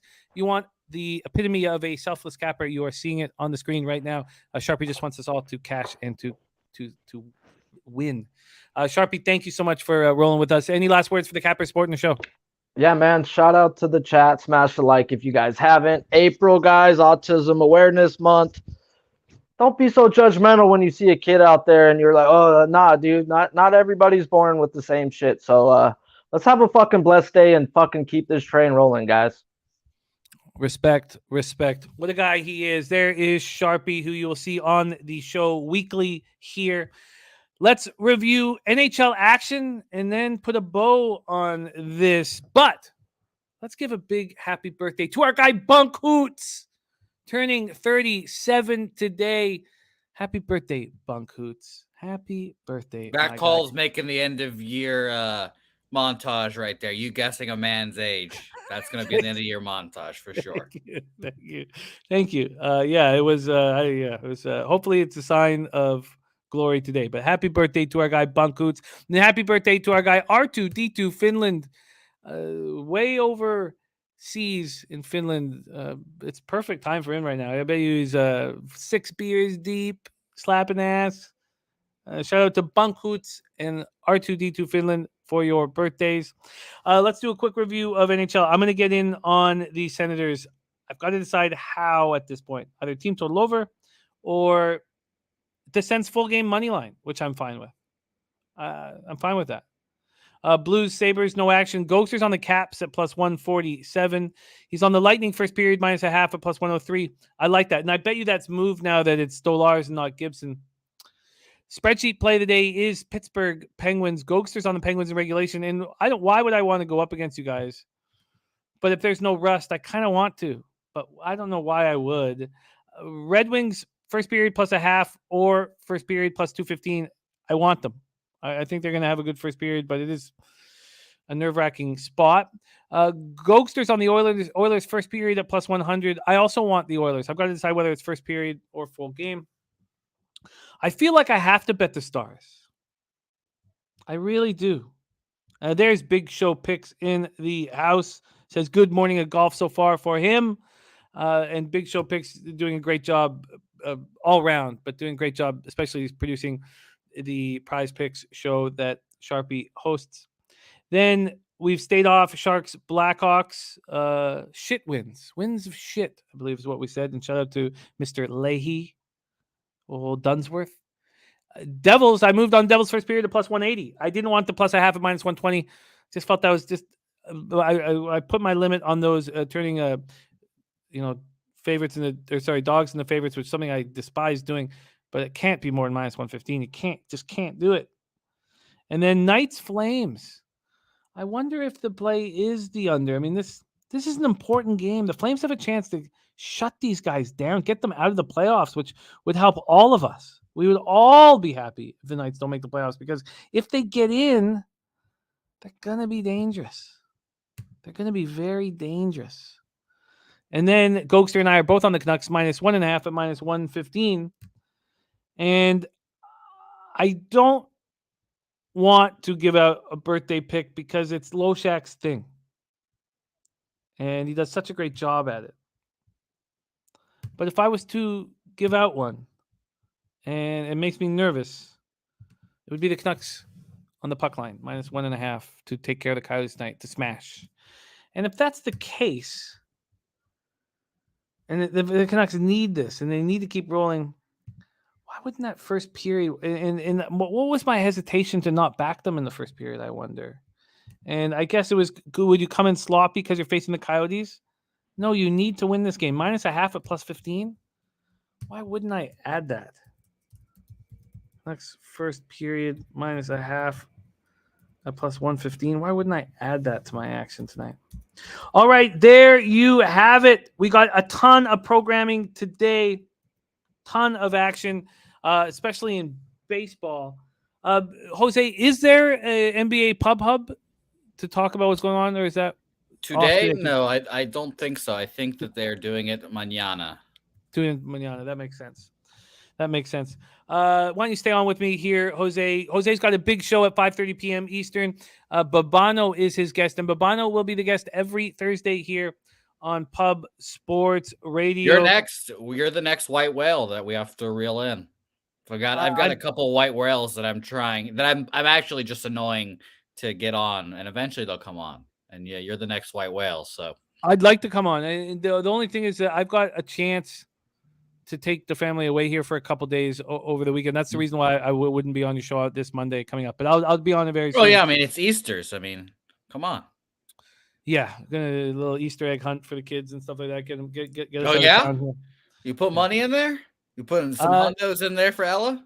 No, she doesn't care really about money. I mean, she likes change, but she doesn't really care about money. I think it'd be more like probably maybe I don't know. We'll have to figure that out. I think Carter would be the one that likes the money more. Carter's going to get that cash, but he's also going to fly on the ice. I can see it already. He's moving quickly, and I think he's just going to be he's going to fly on the ice. I really believe that, and I'm excited to watch him play. By the way, Jim, one of my goals this season is to convince you to tail one of my plays, just blind faith tail, and it's going to happen one day. I think it's going to be a no run in the first inning. I would prefer it to correlate with something that I'm thinking that I'm not on. I know that's you. No. That does not count because I know that you want to arrive at the scenario on your own, and if I know how you are. But I want you to one day just tail me blind faith and put your money in my hands and let me help you. Let me try to succeed with you. That's one of my goals. You did help very much when we were in San Antonio. I don't know if everyone knows the story, but I was having a problem with the BetUS account because I was brand new with it, and I was having a problem figuring it out. So I just gave Jose $100, the live bet, the Clippers, that cashed, and then we put that all on Kansas to win it all, because if Kansas didn't win it all, I was going to win all three brackets, and that was your idea on the drive to Lake Charles, and that cashed out. So that we turned that 100 into 4. So well, I should say 5, but yeah, it was nice. I you got profit. some. 5 profit. Yeah. No. Hey, shout out to the Jayhawks, and sometimes I have smart ideas, and I've been on a roll since Lake Charles gambling wise. So keep it going. Keep it going. It's scary to talk about, Jim. I'm scared. Yeah, but I don't believe in that stuff. So I do. I'm from Venezuela. We got voodoo and shit, dude. Yeah, no, you're seeing things clearly, and you have confidence, and you're firing away, and that's very important. That's very important. By the way, I would like to shout out something that you would be proud of. Getting the action in early, of course, last night. I tweeted out a -107 for the Seattle Mariners. I just looked; they're at -123 right now. So, and you're going heads up with Omicron. Yeah, I saw that. I did see that my homie Omi is on the White Sox, which ultimately, again, makes me feel better. And I have won my battle with Omi, and I think I'm ready for another one. Exciting stuff. Great job producing the show as always, Jose. Don't forget his big show today, 5:30 p.m. Eastern. We have nothing without you guys. Thank you so much. Nuke Worker says Jose's a financial advisor now.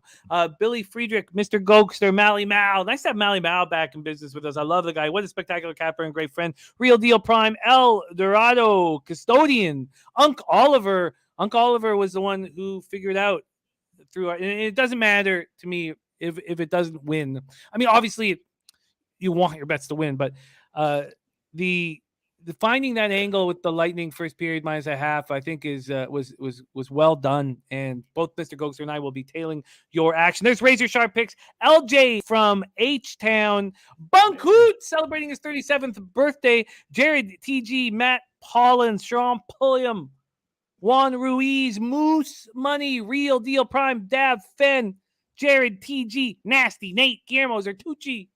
Whenever I see Guillermo Zertucci, all I think about is Santa Anita. Run for the Roses. No, I think of Run for the Roses right now. But yeah, of course, it's Santa Anita. But Run for the Roses is coming up, man. We're like 3 weeks away from all-day horse racing action here. But don't 3 forget, weeks away Friday from night. you boozing. Yes, I've been very sober, and it feels good. 3 weeks away. 3 more weeks, Jim. Survive those 3 weeks. I believe in you. I might not, because I'd like to jump on Razor's show, and I'm not just going to sit there and be like, oh yeah, no, you guys do your shots. Yeah, you'll just be sitting there when Razor's yelling shot time without a shot. How could you not? I mean, that's just blasphemy. I think I'll break it down. Dennis Garcia, Puzzler, all you guys, love you guys so much. Thank you for all of your support. Let's have ourselves a day today. Dennis, let's get these. Are the Canucks going to you were so certain that they were going to come up big against a tough team. Now they have the weakest opponent in the NHL. Are they still going to fire? Because I would like that first period -0.5, but don't know. I believe. Much love. Thank you guys for everything. On behalf of Jose Bouquet, Jeff Slaughter, and all of us here at Pub Sports Radio, let's get their money. Let's say, hey, those bookmakers,